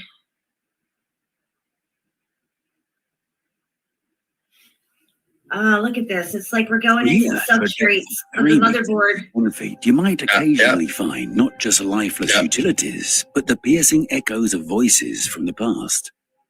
We're talking about archaeological finds, which are not uncommon in Philadelphia. The first recorded instance of builders unearthing ancient human remains. All right, this is way up high. They go way low. Oh. 3 meters, 10 feet, namely a marketplace. But there was an 18th Here's century the marketplace backstory down there. of this discovery. In early 2022, the Durst Development Corp. In addition to burial sites, another historically significant location was discovered in Philadelphia. A bustling 18th century marketplace. Well, how does that even make sense? How That's does all it get below 3 all the meters pipes. down? There was a marketplace at one time, and then what? All this stuff just rolled in on top of it. They built on top of it and stuff. I don't understand. It goes even way more down too. I mean, this is supposedly Philadelphia at approximately the same depth of 3 meters. This is what they're telling us what happened. Namely, a marketplace. Here's the backstory of this discovery. In early 2022, the Durst Development Corporation was preparing a site along the Delaware River waterfront on Vine. Began excavating at 6th and Market Street in 2007. They weren't sure that they would find any remnants of the 1767 house where George and Martha Washington once lived. Just a few streets down at the same 3 meter, 10-foot depth, archaeologists uncovered yet another interesting site. Thank God for Another archaeologists. I know, right? Another level. Archaeologists. What's all this stuff right here? This is the remains of his house. Yeah, but what are we looking at right here? Well, Even in the correct bingo. So who's laying What's up? brick down there? What's up? Even in the rendition of it, they still got little bricks in there. Archaeologists began excavating at 6th and Market Street. See how they describe these layers and what's in each layer, but they don't say how these layers got there like that. 1767 house where George and Martha Washington So his house that was above ground at one time is now way underground. destroyed by the city's rapid development in the 19th. But you see, they get to the prison. So here we go. Located. Look, even further down, there's like all If more we lit. dig a little deeper at around 4 meters, 13 feet, we'll find ourselves in the There you go. tiny. All these cities have catacombs. Washington, D.C. has catacombs. It's not just Paris, France. They're everywhere, guys. Which opened Look how far down this is. in 1929 in Philadelphia, was intended to be one of the first truly reformatory institutions in the U.S., rather than a punitive one. Whether the correctional efforts were successful is a matter of debate, but ESP's architectural and engineering design doesn't fail to impress us, even today. Designed by architect John Haviland, the building featured a unique radial layout resembling the spokes of a wheel. We'll get back to them. Further down. Approximately on the same level, the story Don't forget of Sutton's another Tunnel. dungeon begins. One that neither the architect nor the prison guards ever envisioned. The prison looks very imposing from the outside, making it hard to believe that anyone could escape. Look at that craziness. Definitely all old Yeah, world. is this Harrisburg prison? Is this Holmesburg? I don't know. I think this is Holmesburg's prison. I don't know. I can't tell. Neighborhood there. It looks like A lot of prisons. I mean, a lot of prisons. I mean, like 95% of them. I mean, I know they've built some supermax here and there, new ones, but when I was in California, Folsom Prison, St. Quentin, all of it, forget it, all of it. It's all old world, all of it. Yeah. Nonetheless, some prisoners did try. One of them was a legendary Willie Sutton known as the Gentleman Bandit. In Oh, April Eastern State Prison. 1945, he and 12 accomplices completed the construction of a long tunnel from cell 68 under the prison wall. Found a tunnel. Was inmate Clarence Kleindienst. The tunnel started with a 78-centimeter, 31-inch passage in the cell wall. Go down further. At roughly the same depth as those tunnels, about 4 meters. More dungeons. Feet underground. On the very outskirts Brick. of Philadelphia lies a Yeah, special brick too, yeah. where every inch is deepest of It is not easy to And dig you know what? tunnels. And you know what? It's not easy. You know what? They're dig probably- tunnels, but I bet you they're putting that in the graphic because I bet you down on that level, it's all bricky. it has to be. These are the dungeons of Fort Mifflin, built in the mid-18th century. This fort played a key role Oh, there's all brick right there. Mid 18th century, so that's 1750, right? Revolution and later in the Civil War. It's often called the fort that saved America. If you ever find yourself flying into Philadelphia, you'll be able to see the whole fort clearly as you approach runway 27R before landing. The dungeons of Fort Mifflin are a complex network of tunnels and chambers hidden beneath the main fortifications. So not only do you have to dig out a tunnel, you got to brick that shit all up. The fort's Yeah, it's so prisoners stupid. were converted into prison They're not cells, telling you how many bricks they use down there, are they? military criminals, and prisoners of war. During the Civil War in 1863, a breakdown in prisoner exchanges forced both sides to detain thousands of captives. Nice At that cartoon time, reenactment. Fort Mifflin was Yeah, being right. used as a military prison. The cells were overcrowded. According to the prisoners themselves, it was so dark that even during the day, nothing could be seen without a candle. There were no beds or bunks. Yeah, candles, candlelight. Look at it all. They were fed only pork, bread, and beef. Like, how many levels down is this? I forget. Causing Oh, there's no running water down here, no toilets, no toilet paper. Nothing. Of Fort Mifflin's dungeons was William Wonderful. What who could was go hanged wrong? for desertion in 1864. Legend has it that his ghost still appears in the casemates. Yeah, Not a goes. spirit, the ghost of a soldier. Okay, here we go, a bit Dived further down. 4 to 5 meters, 13 to 16 feet. We're talking about the dungeons of the Masonic Temple in Philadelphia. Once, its South Tower was the Look at that highest point building. in Philadelphia. However, Wow. the public was more intrigued not by the highest point, but rather by the temple's dungeons. Rumor had it that the Masons conducted, or still conduct, secret rituals there of a somewhat unclear nature, which is a bit unsettling. But first, let's briefly discuss what this temple is actually about. This impressive historical building in Philadelphia was constructed between 1868 and 1873. It's located at 1 North Broad Street, right across from Philadelphia's City Hall. You might wonder, is this proximity coincidental or deliberate? The temple still serves as the headquarters of the Grand Lodge of Pennsylvania of Free and Accepted Masons. It also houses the Masonic Library and Museum of Pennsylvania. Thousands of visitors come annually to admire the richly decorated building, which includes 7 lodge rooms where various Philadelphia lodges and the Grand Lodge hold Yeah, I mean, just looking at the interior spaces of these buildings is next level. We're concerned about how they brought in the materials. We don't really ever talk about how they brought in and designed and made these staircases, these tiled floors, these vaulted ceilings. All this So- stuff. This seems at odds Correct. with the long-standing. So to me, the question is what we're looking at right there. So that interior of that room made it through the event, or this was constructed post-event? I don't know. It looks like it could have made it through. I mean, there's a lot of I mean, those to me, that What do you think? My opinion is, yeah, it's like I guess you want to call it a pocket of survival, but all this work survives. Yeah. Notion of the Masons as a secret society allegedly controlling the world. Yeah. There's only one secret, guys, that they're hiding and controlling, and we know what that is now. Dungeons. Here's what the representatives of Masonic Temple themselves say, and notably show about them. One Masonic myth says that underground tunnels link the Masonic Temple in Philadelphia and Philadelphia City Hall. Look at that. BBC's Oh, there it is. lived spy drama, Yeah. Allegiance, was one source of this myth. In reality, this is only half true. The Masonic Temple has tunnels, but they do not connect to any surrounding buildings. For the particularly suspicious conspiracy theorists, the executive director of the Masonic Library and Museum of Pennsylvania himself, Mike McKee, personally descended into the temple's basements to show what goes on down there. The basements are just like any other basements, cramped and far too small for any kind of meeting, and the setting is far from the Masonic aesthetic, to say the least. Although if you bang a hammer on the iron base of the staircase, the sound is really epic, and you can hear it all the way up in the hall. It almost makes the basement seem gigantic.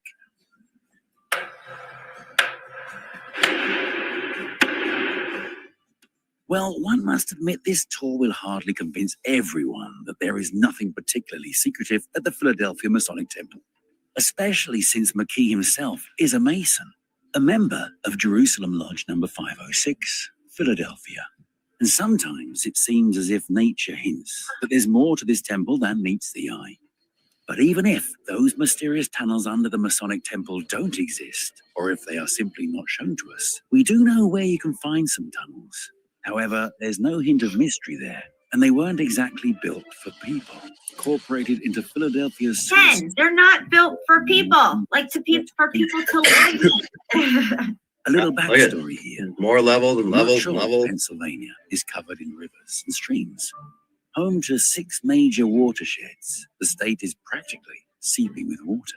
Oh, look at this. However, people stopped using it in this capacity and sent it You see that? underground to retire. It looks like some pipage. Mill Creek still partially flows above ground, originating from a spring in the town of Merion. You can see its waters disappearing into a tunnel near the Overbrook Regional Rail Station. And in 1952, a major sinkhole opened up on Sansom Street, Oh, yeah? right over the artificial channel of Mill Creek, briefly exposing part of the city's hidden underbelly to its residents. Or take another stream, Minnow Run. It was once a fairly strong current flowing along a winding route to the 21st and Market Streets. It then bent west to 21st and Arch Streets, where it entered the Schuylkill River through a wide inlet. The Schuylkill River. There you go. In total, Schuylkill River.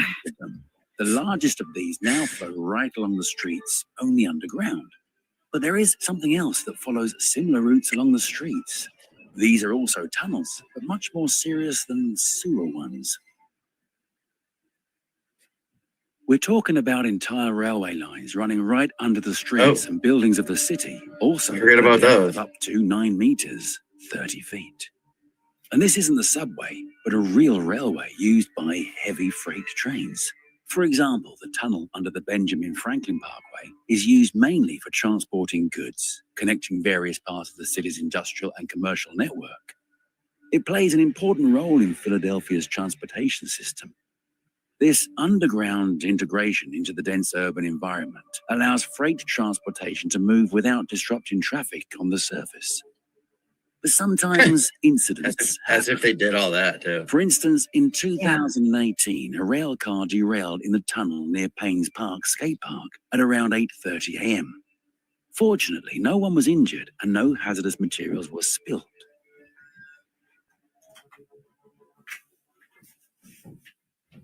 In general, the purpose of railway tunnels where trains can run is clear. That's the L right there that you're looking at. However, in Philadelphia, there are tunnels at about the same depth that have not been used for many years and have since turned into eerie places. Crazy. Perhaps the most notable of these is a massive abandoned tunnel stretching from 27th Street all the way to the city center. Few people know, but this underground passage is part of the City branch, an extension of the Reading Viaduct. Incidentally, the viaduct itself was abandoned for many years until the start of restoration efforts in 2016. The City branch tunnel now formally belongs to SEPTA, Philadelphia's transit authority, but the city has yet to decide what to do with it. Only rare enthusiasts dare to walk through this tunnel, risking encountering unpleasant things. Dirt, trash, homeless encampments, their waste, or something even worse. The question is, why did this massive tunnel end up abandoned? The reasons are complicated. A partial deindustrialization of the city, changes in logistics, and economic factors. Plus, the delivery of large volumes of newsprint by rail became obsolete. There were plans to freshen up the tunnel as part of the rail park project, but so far the tunnel has retained its grim aesthetic. And here we've finally reached the most complex, tangled, occasionally unsafe, and in some parts mysterious aspect of Philadelphia's underground world. We're referring to the Philadelphia subway, which reaches depths of up to 12 meters, 40 feet. Its history dates back to the early 20th century when the rapidly growing city needed fast and efficient transportation to handle increasing passenger flows. The Can you first pause that for a second? way was opened in 19. So Mr. C Can we go says, back? no. Mr. C says this brick and stairs they found in coal seams 500 feet deep and 4 million years old, they say. Do you have a link to that? I've never heard of them finding a brick and stairs in a coal seam. So if you have like an article or something that you can share on that, I know you don't have a wrench, so you can't really drop it in here, but I don't know. Give me like title of it or something so I can look it up. I definitely want to check that out.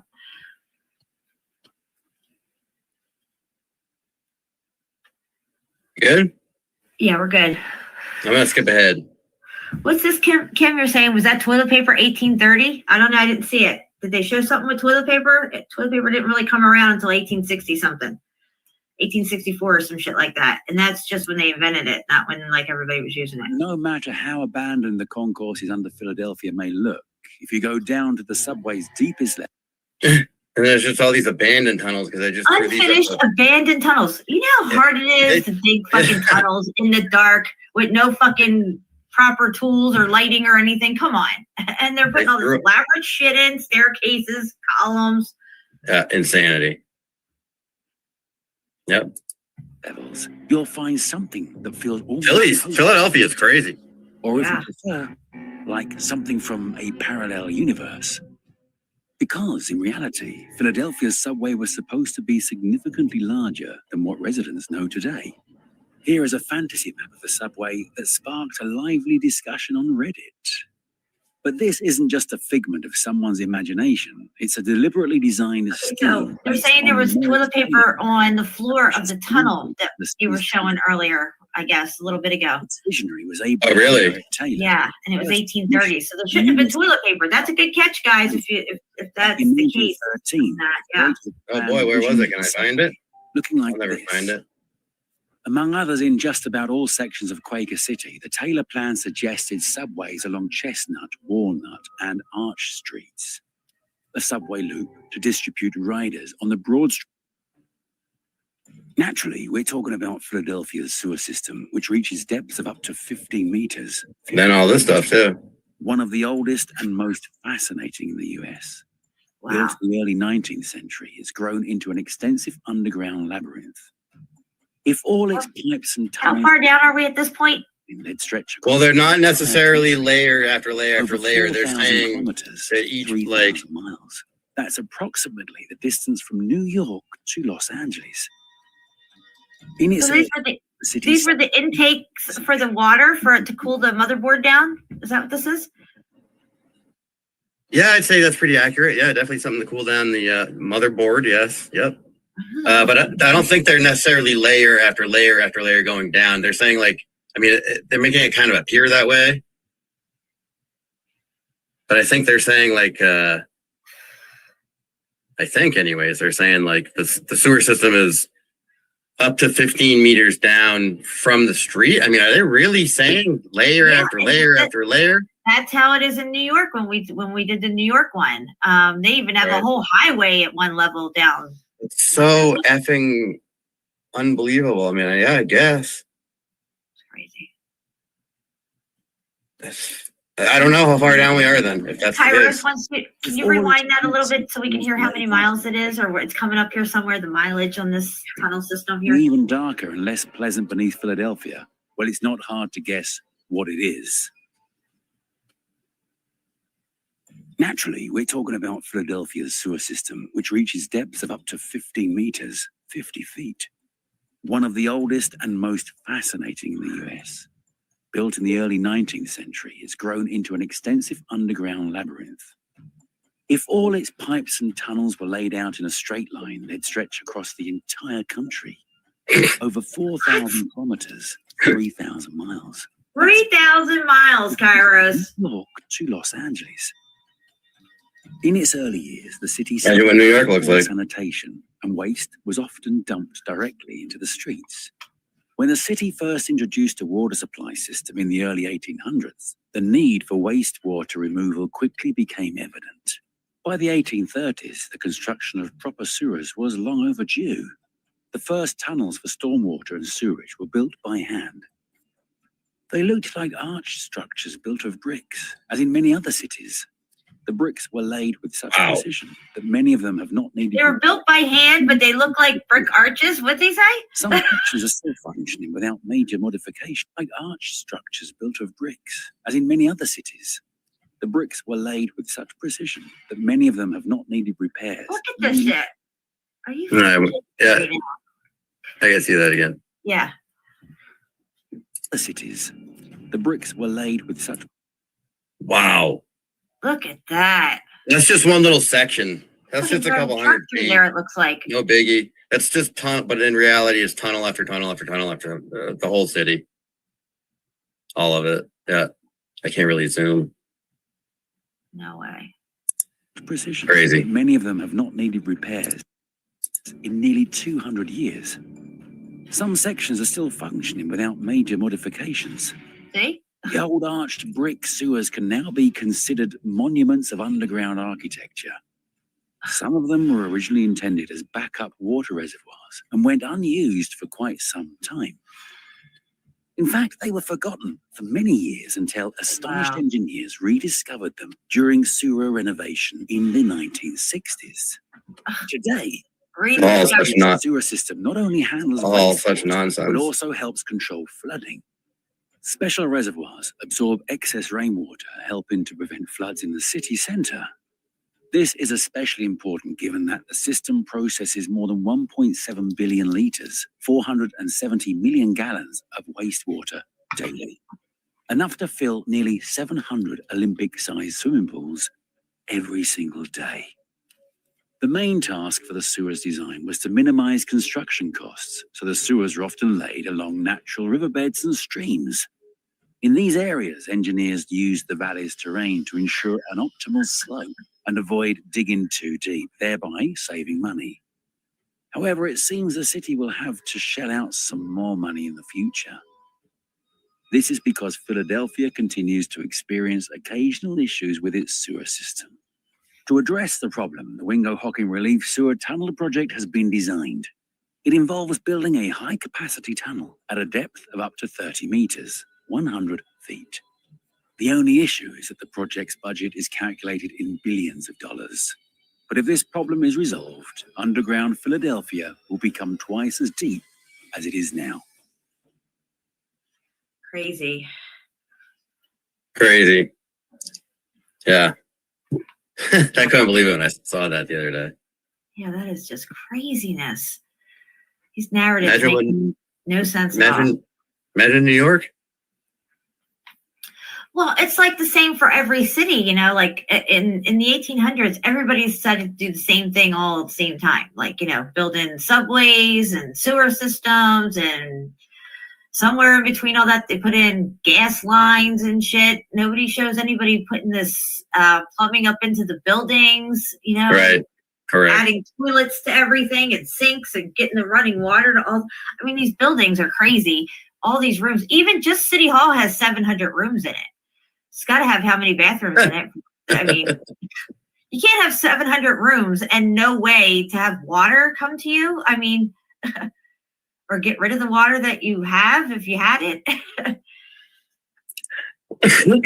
All right, what should I do here? Stop sharing or what? That's a lot of video. Do you have anything else? I mean, not necessarily. You said this resonance thing looks pretty cool. It is pretty cool. I watched it the other day. I definitely want to see that. Yeah, I've seen it before. I mean, I don't want to be getting you strikes and stuff. Just play it. It's on his channel, right? The same channel? Or is it a playlist? This is a watch later playlist. It's a different channel. All right, click on it, but don't play it. Just see if you can click on it and just bring it up so I can see the channel and the stuff. Like, just click it. If I click it, it's going to play. Just click it and then click it again and stop. Real quick. All right.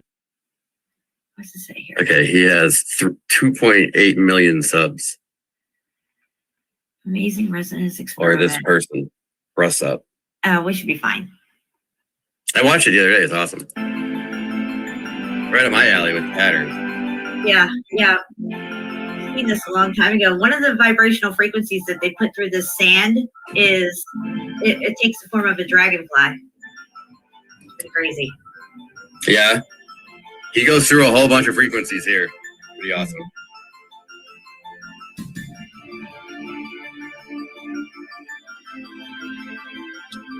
Yeah, it's short.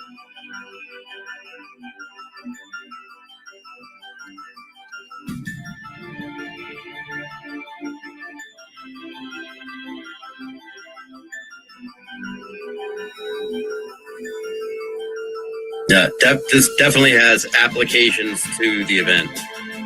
Absolutely. Patterns that are left behind by different frequencies that were used in different areas. For This sure. is what the Royal Raymond Rife frequency machine is everything is frequency. Even, cancer. You can tune into the frequency of cancer and you can eliminate it by using these frequencies. It's not invasive or anything. Pretty wild. Yeah.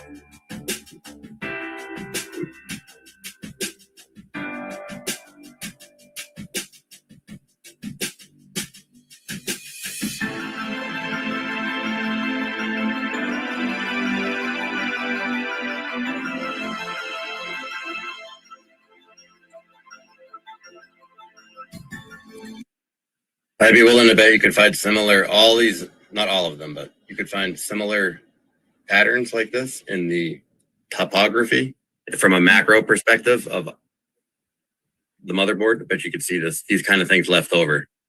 Okay, yeah.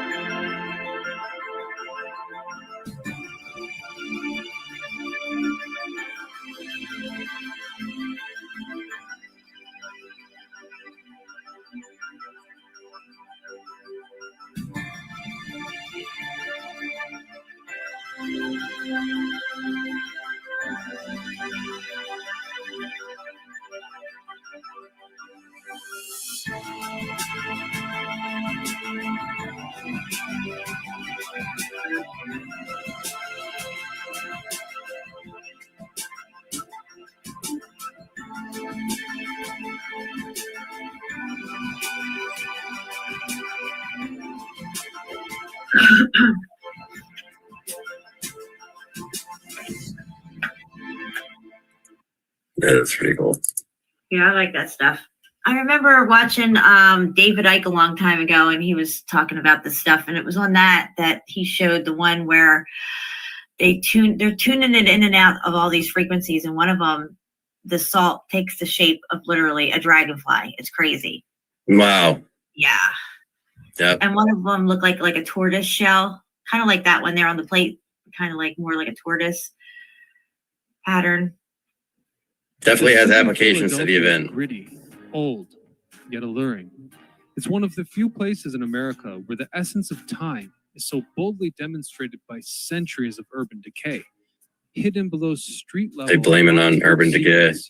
Secrets such as a nearly century network of tunnels that sit adjacent to the current subway system. No workers. Which are totally abandoned. No workers. These tunnels look at innovation. Look at Good intentions Look. and crime. Let me introduce you to Philadelphia's forgotten underground concourses. I'm your host, Ryan Sokash, and you're watching It's History. All right. Yeah, I would love to go to. I don't know if we can play this or not. Oh yeah, you're right. I forgot to even ask. I just played. No, it's okay. I'm not sure about this one. It's history or not, but we can. We'll drop the link to this in the chat so everybody can go through it if they want. But yeah, all this. You're right. I forgot to ask. All right, I'm gonna stop sharing. All the infrastructure, everything was here already. Mm-hmm. The lack of workers on all these sites is disturbing, in my opinion. Just saying. Craziness. The lack of workers on these supposed sites is disturbing, yes. Yes. It's the lack of supposed workers at these supposed sites is kind of disturbing, yes. See what I got here in my favorites.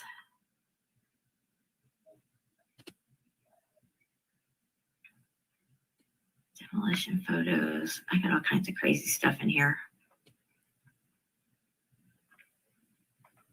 What's this? I don't want that. Well, I'll just see what else I get to pick apart here, if I can pull anything up. I don't have anything else lined up, so I'm just gonna wing it from this point. Probably get off of here in a little while.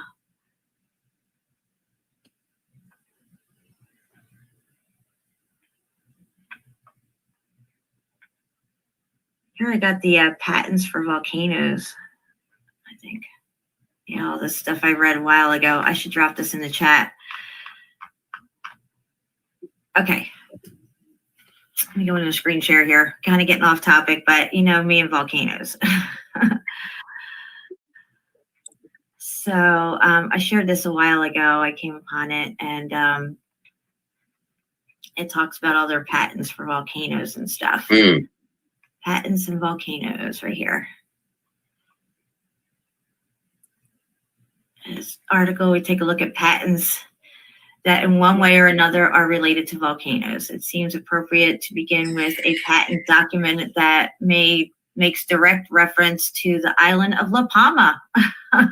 This document right here, which was already featured in 2006 issue of this magazine, patent title, A Solution to the Pending La Palma Landslide Induction Magma or Mega Tsunami. Okay, so yeah, they got all these patents for all this stuff for volcanoes. I went through it already with Chapu on one of our shows, how they want to tap into these volcanoes and put pipes in them and do all this stuff or whatever. Like right here, they talk about the pipe going into it right here. Yeah,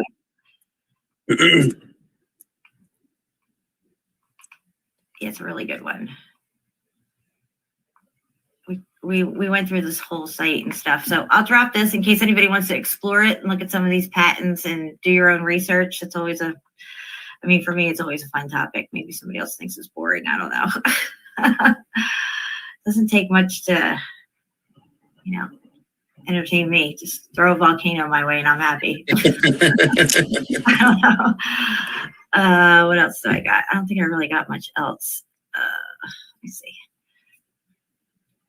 Great Wall of Gorgon. This was really interesting. We covered this a while ago. Oh, this whole site is crazy. It's all melted building stuff. I'll drop this in the chat for you guys too. I should post that one. The Great Wall of Gorgon. It's in God, I think it's in like Syria or something. Covered that a long time ago too. Wow, that's a long site. I don't know if that'll work. Somebody let me know if that link works. They're really long sites. No, Jeez. they don't look. 3 in a row didn't work. All right. Wow. All right. Never mind. I'm going off screen share. So yeah, we're on 2 hours and 28 minutes. And I think I'm going to probably ready to close this down unless you want to just chill out and talk and hang out. It's up to you. I'm down for whatever. You're calling the shots. I don't think it was an ancient. They were sabotage, or it was God's judgment. Yeah, you know what? Thanks, Kim. Everything's on the table. You know, not everybody's going to agree with everybody's theories and ideas. I think the millennial reign does play a significant part in all this. If we are truly on a flat plane and it is God's creation and these events are God's judgment, I mean, where can you find the melt documented at? That was one of my first questions when I was learning about all this. I'm like, where am I going to find this? Where can we find the melt, you know, and hidden in all this junk that they're giving up as his story? And where we found it was in the Bible, you know, so people don't want to hear about the millennial reign. They don't want to hear about the Bible, you know, but it's all in there, you know, and I can't discount it. So, you know, at the end of the day, it fits for me. I don't force it on anybody. If you don't like what I have to say about it and my theories on it, you can always just change the channel and come back some other time when I'm talking about some other crap. I don't know. But I think everything should be looked at. And even if you don't agree with it at this particular time, maybe shelf it and keep it there and maybe see if it fits in later. If it doesn't fit in later, it doesn't fit in later. We're not going to have all the answers to everything. You know what I mean? And if somebody or one particular channel or group of people think they got all the answers and they got it figured out and they're going to go steamrolling ahead with it, you know, whatever, more power to you. But there's a lot more to this story, our story, whatever happened in the past, not his story. And we're really just scratching the surface, in my opinion. You know, we may never get the full extent of what's going on and everything that's truly hidden from us. But I think we're getting closer each time we do one of these shows. And we got to keep our minds open. You know, your mind's like a parachute. They both work better when they're open. Mm-hmm. And, you know, I don't think if people are telling you not to look at something or don't look over there and don't listen to them, then you need to ask yourself, why are they saying that? What's their motive? You know, are they trying to cause division, schisms, and, you know, discourse between, you know, people in the community and stuff when we should all be working together to figure this out and agree to disagree on certain things? I mean, I don't have any problem with anybody disagreeing with me. I have a problem with people telling me that they don't like what I'm talking about. I shouldn't be talking about it. And I should do this, that, and the other thing. Because I don't go and tell people what to do over there on their channels. That's all I'm saying. Anyway, that's what I'd say about that. Hey, Trish, what's up? All I know is that, what are you saying here, Patty? Hold on. This chat's moving too quick for me, sis. All I know is that the more I learn about, the more I realize, and that's exactly right. That's exactly right.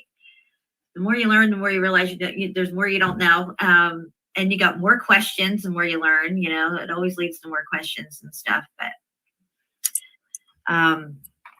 for me, I think meltology ties a lot of things together, makes a lot of things make sense. I'm going to play you guys a video here that I made probably about 1.5 years ago. Petra, for instance, you know, they tried to tell us the Nabateans, these nomadic people, came into this area and carved this whole thing out. And, you know, when you tie in, you know, meltology into it, Petra makes a hell of a lot of sense. Cappadocia, Derinkuyu, Turkey itself, everything. It makes so much sense when you factor in the melt.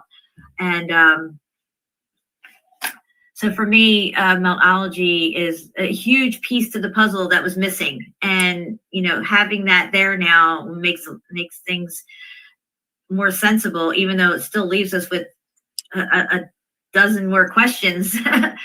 I feel like I'm getting closer to the truth, even though I see a lot more questions ahead of me. It says, for me, a fake volcano questioning arise when they are underwater. Well, they have the concoction to make a volcano ever since the 1700s. They can make it on land, underwater. They could throw that shit up in the air and create all kinds of stuff. So, yeah, I mean, we know they control the weather, right? They control the weather. Let's just think about that for a minute. How many storms and hurricanes and all this other stuff, flooding and everything, that have wiped out whole communities, people, Hurricane Andrew, all this stuff. So we now have to rethink every natural disaster that has ever happened. So they can control volcanoes, they can create tsunamis. They had Tesla supposedly had made some type of weapon that could crack the earth in two, using frequency. So what are their capabilities? How far advanced are they? What have they kept to themselves and used against us in this silent war with their quiet weapons? We see what's going on in California. There's motive behind all this stuff. It's not just randomly happening. They're doing it and they're making it all happen. But why? Why are they doing it? What is the end game for all this? So once they burn you out, nobody can move back in. They claim the land, and who owns all this land? Yeah. Who owns all our debt? So it's one way to get people out, and also do it in a way that you're not bringing in military and forcing them out. It's natural disaster. So, yeah. Oh, it says the Little Season channel have caught on to volcanoes. Nice. That's nice to hear, because you don't hear a lot of channels talking about volcanoes. I'm shocked that the flat earth people in their communities have never even tried to figure out what volcanoes are if there's no molten core feeding these things and all this stuff. Right. Yeah. I mean, they're definitely tied to a globe model. Yeah. Anything tied to the globe model is out the freaking window. So if you're still buying the volcano narrative and you're on flat earth, you better make that shit make sense. Or you're still on a fucking globe. What's this? JT wants to stream with me? Well, he hasn't contacted me. I'm down. Him and CFM and I did a show on CFM's channel. Look up Operation Popeye Weather Control. Okay, I have a little thing I'm going to play for you guys. Let me find it here.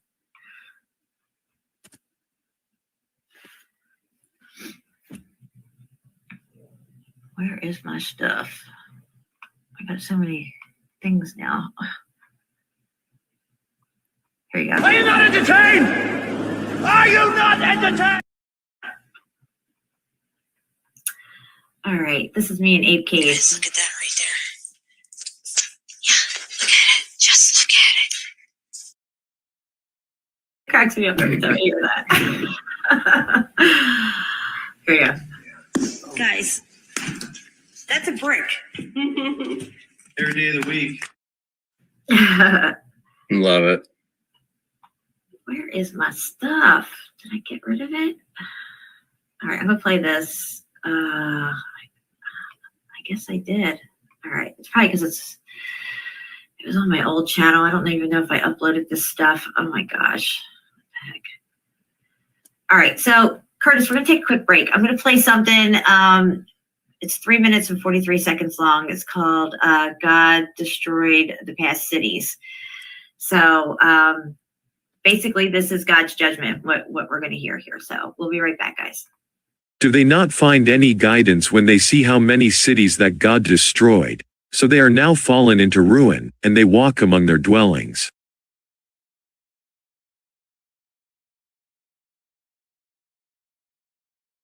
So travel through the land and observe how the end was for the criminals. They were not availed at all by their gods when the command of God came.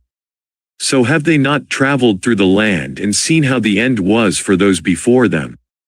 God destroyed everything over them, and there is something comparable for the disbelievers. So travel through the land and observe how the end was for the criminals.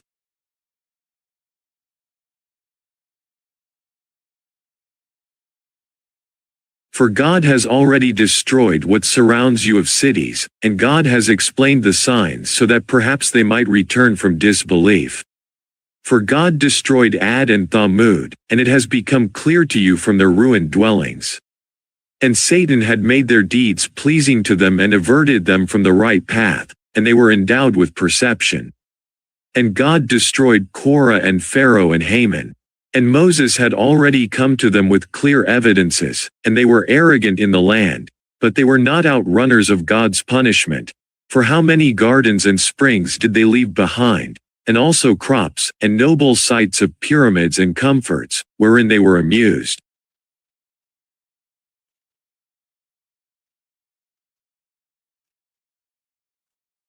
Then do they not find any guidance when they see how many generations God destroyed before them, as they walk among their dwellings? Indeed, there are signs in that for those of intelligence. For Sodom is situated on an established road.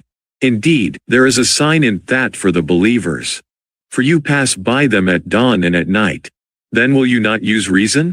And the companions of the thicket were also wrongdoers.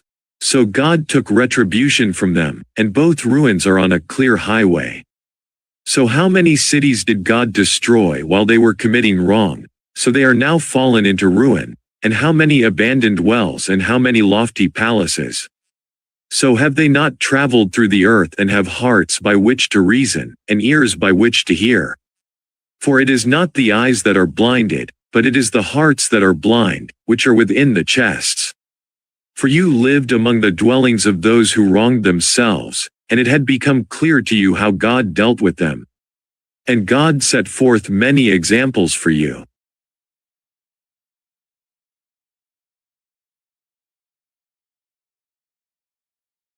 So travel through the land and observe how the end was for those before. Most of them were polytheists.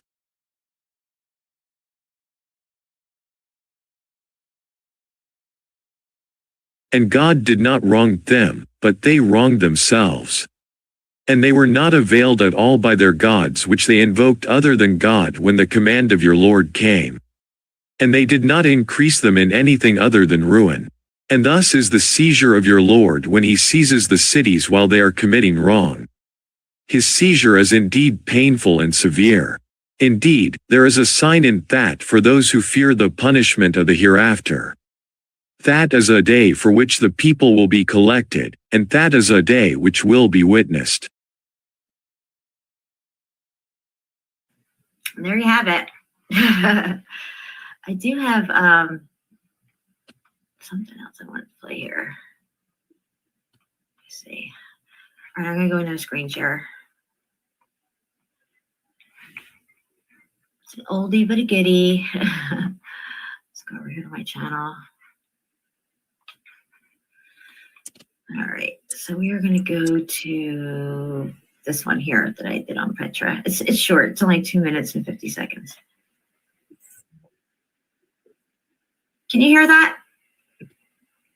No. All right, because I didn't do the volume, I don't think. Okay, I'll call screen share. Screen share.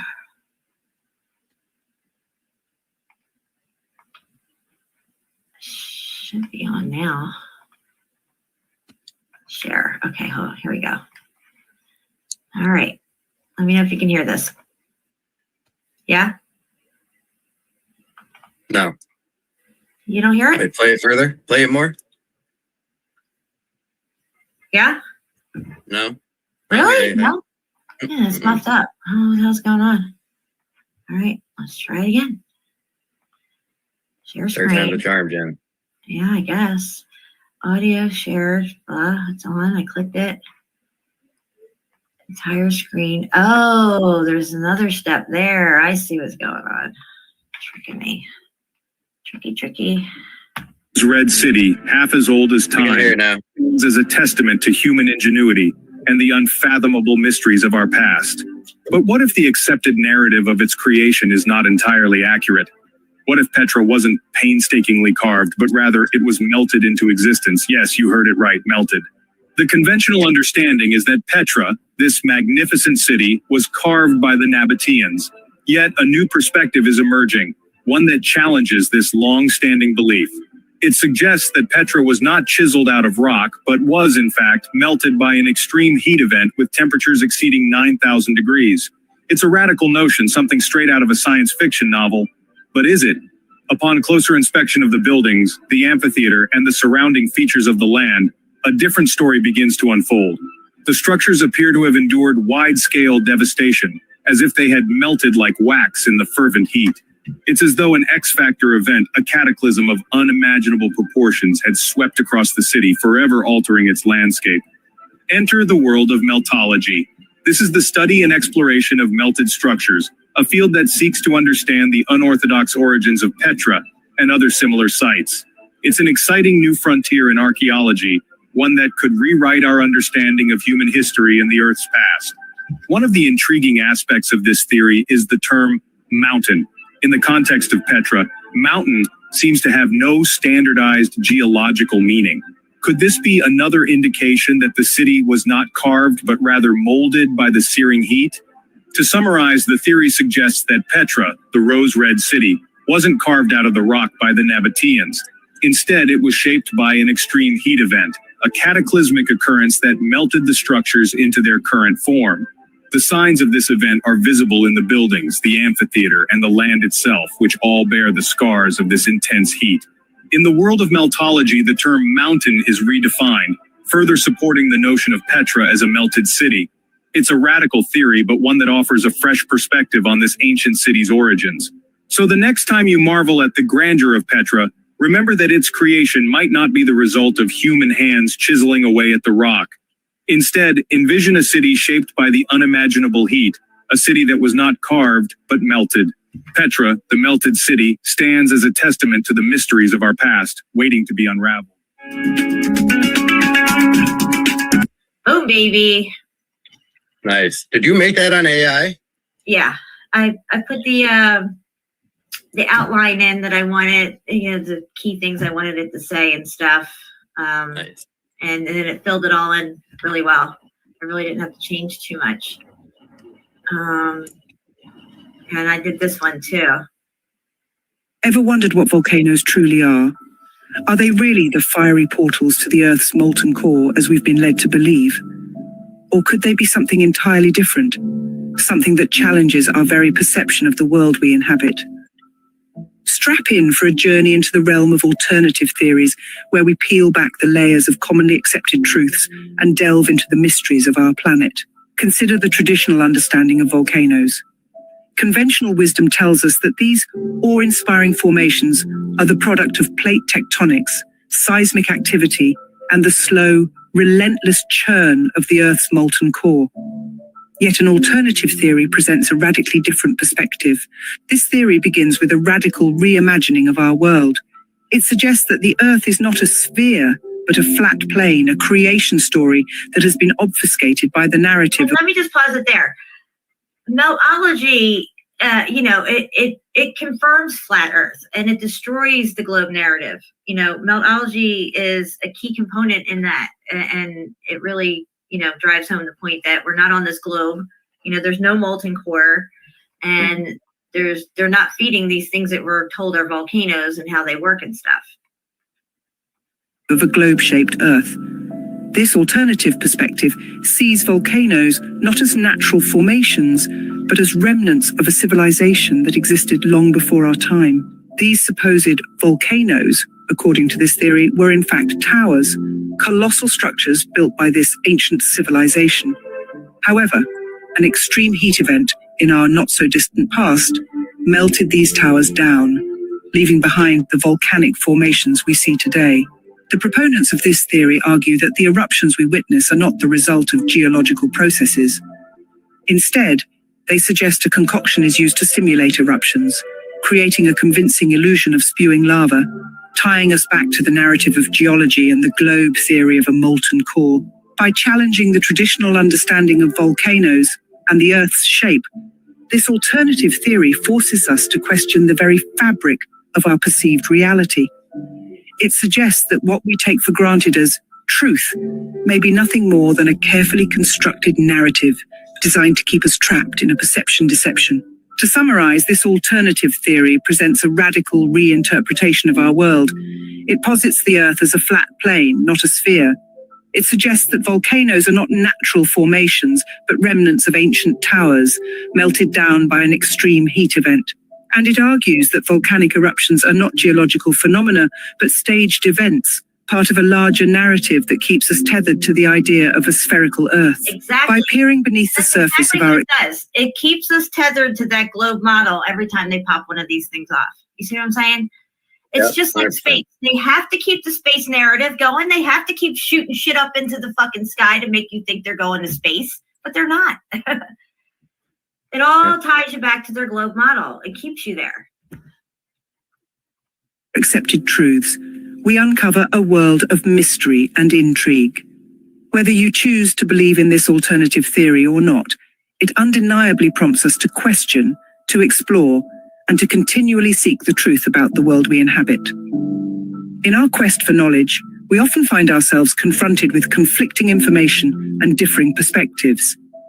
It is in these moments of uncertainty that we must rely on our own critical thinking skills and our ability to discern fact from fiction. As we delve deeper into the unknown, we encounter a myriad of theories and hypotheses that challenge our understanding of reality. From ancient civilizations to extraterrestrial life, the possibilities are endless.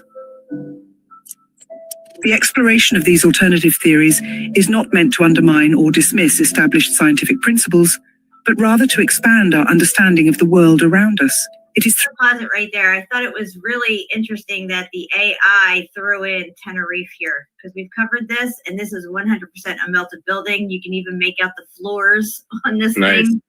Nice. And this is one of my favorite spots. We covered it. I think we did 2 shows on this thing, maybe even a part 3. I forget, but it was melted. And they threw it in there, huh? Yeah, it was really good. Nice. Through this process of questioning and exploration that we can truly grow as individuals and as a society.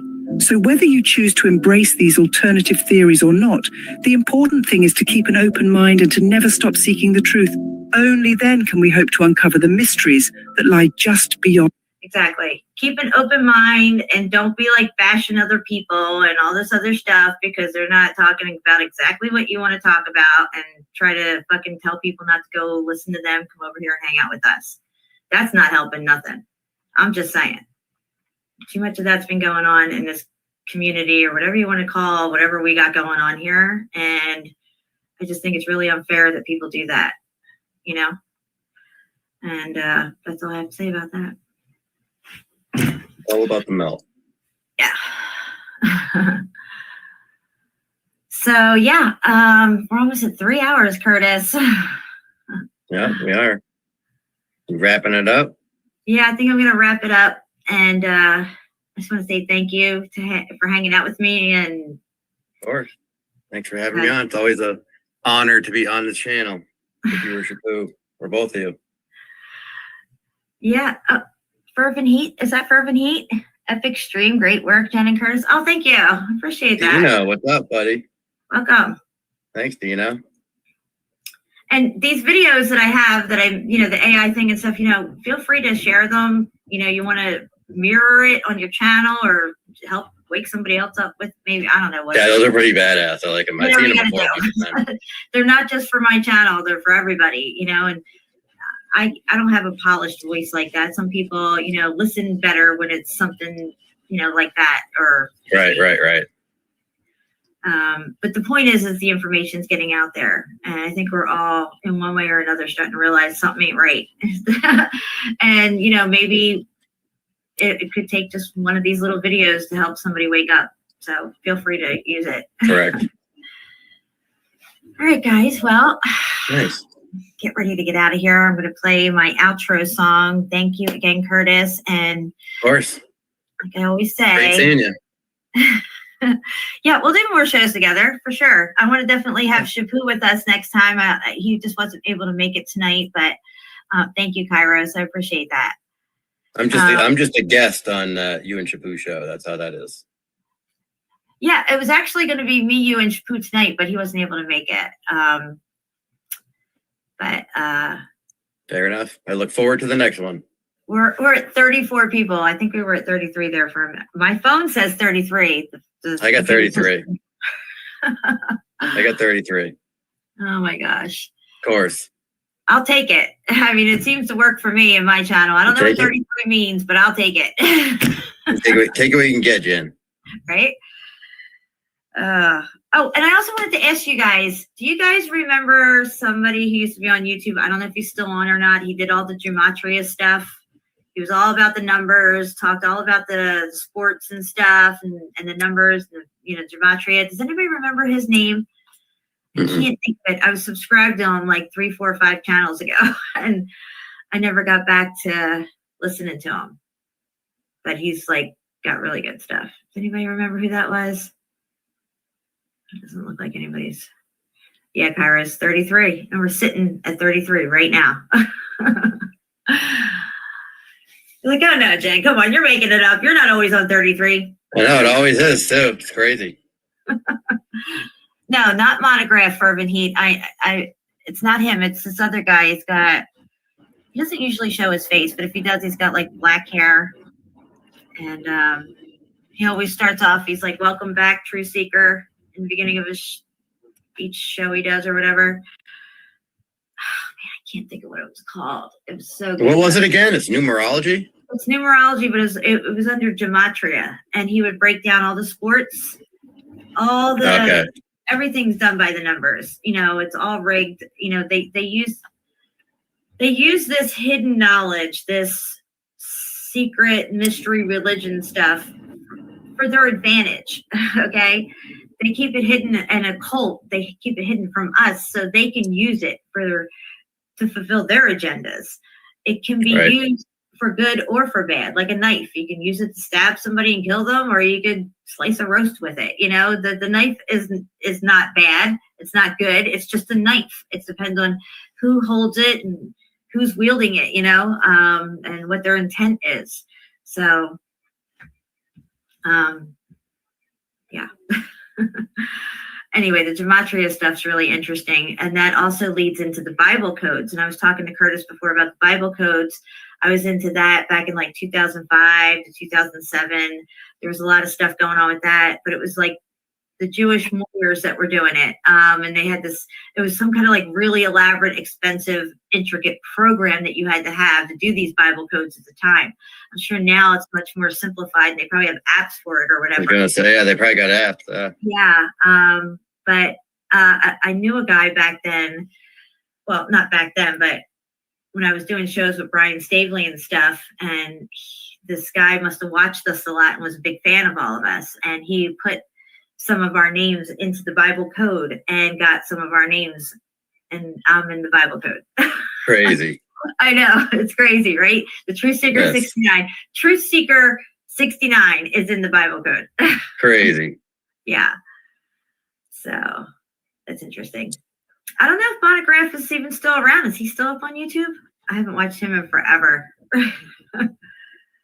Thank you, Melted Syracuse. I appreciate that. We should have a open live stream one day and get you guys to come on and stuff. Do some kind of something or other. It's really nice to see you here, Dean. I appreciate that, having you pop in, say hi. I'm just going to say this, okay? I'm Italian and I'm from Philly. So I have to say this. And where I come from, if you fuck up and you fuck somebody over, you don't just go and act like nothing ever happened.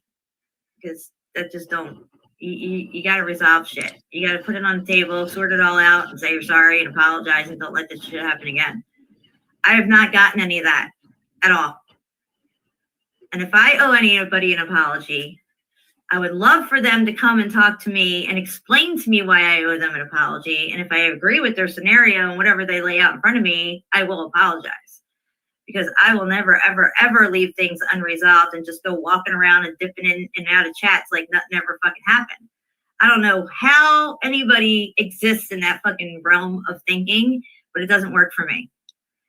And that's where I'm at with a lot of stuff. So, I mean, if you're going to shove a knife in my back, don't come at me like, 6 months later acting like nothing happened and you don't remember what happened, and all this stuff. And I'm still sitting here bleeding out with this knife in my back. Okay. It's not fun. It's not cool. It doesn't feel good. It sucks. It really does. And I'm just saying, if you heard something about me, if you heard I said something, if you're curious, if you just don't like the way I'm covering, whatever, you can come and talk to me. I'm not unapproachable. I don't know if people are afraid of me or I scare them away, or they just want to act like they're in fucking 8th grade and do all this stupid shit. But, all I'm saying is like, the only way to move forward for me is to resolve it and put it behind us. The way I see things right now, a lot of shit's unresolved. And as much as everybody wants to walk around acting like nothing ever happened, I'm still sitting back here in the background wondering and waiting for this phone call or text message or something that's never going to ever fucking come unless I say something. Why do I have to say anything? It's not cool. I'm still at 33 fucking people. Okay. I'm just saying that's not how shit should roll. And if you want to hate me for that, then whatever. I don't know. I don't even know what to say. But, I can't just be like, oh, it is what it is, and just walk away and be okay with everything. I got a lot of shit thrown at me last year and the year before that. And, shit coming at me sideways. I was sitting home doing nothing and people are fucking pissed at me and starting all kinds of shit. I didn't do shit. I still don't know what I did. So, and at the end of the day, no apologies. Jen was crying her eyes out all one night, crying on the phone to some friends of mine and all this stuff because I couldn't believe what people were saying and doing and all this crap behind my back. Nobody cares about that. Nobody even thinks twice about it. I'm not a bitch. I don't own the word meldology. I don't care if you talk about whatever on your channel. I'm going to talk about where my research leads me. And if it leads me to the millennial reign or it leads me to fucking Timbuktu, that's where I'm going. If you don't like it, change the fucking channel. Come back when I'm talking about something else. You don't got to get all sideways and twist it and say, oh, we're going to do this over here and we're going to talk about that over there. And we're not using this word anymore. And we're not going to, whatever. It's fucking stupid at the end of the day. That's some childish fucking 8th grade bullshit and I don't got time for it. I just went through, what I just went through in my life. Things are changing. I'm growing.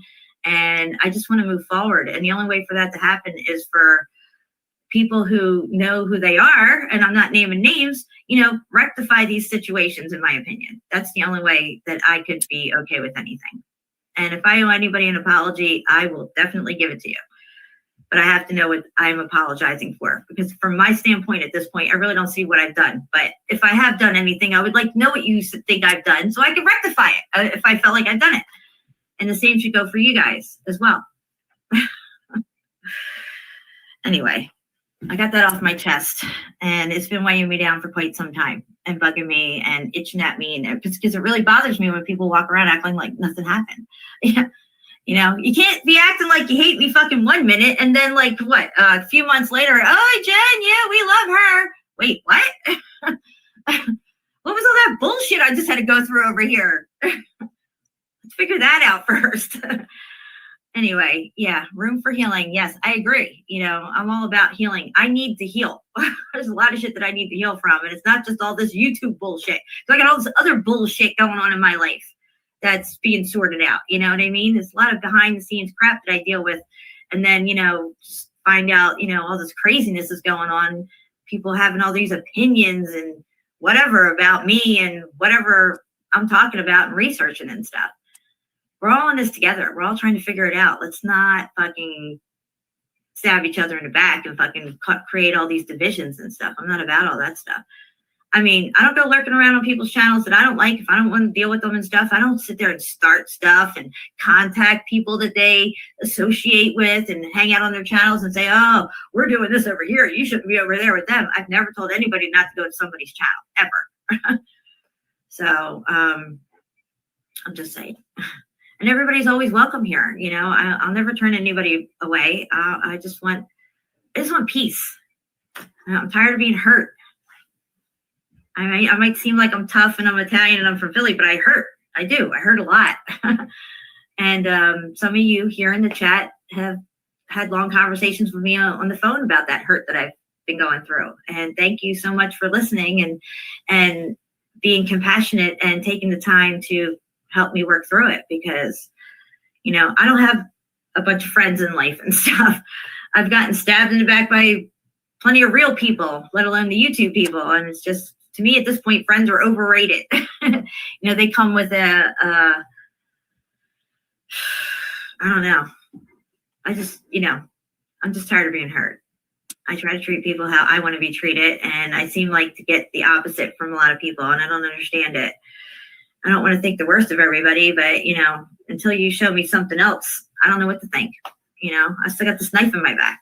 Until you pull it out and say you're sorry and clean it off and put it away, it's going to be there. That's just the way it is. So there's that. That was therapeutic. Had to get that off. All right. So anyway, guys, let it not be said that we stood by and did nothing. Thank you, Curtis. I love you guys. And we're going to get out of here. It was a fun show. Thanks, Jen. You're welcome. Thank you. Class is definitely. Yes. All right. We're going out with my song here. Here we go. All right. Love you guys.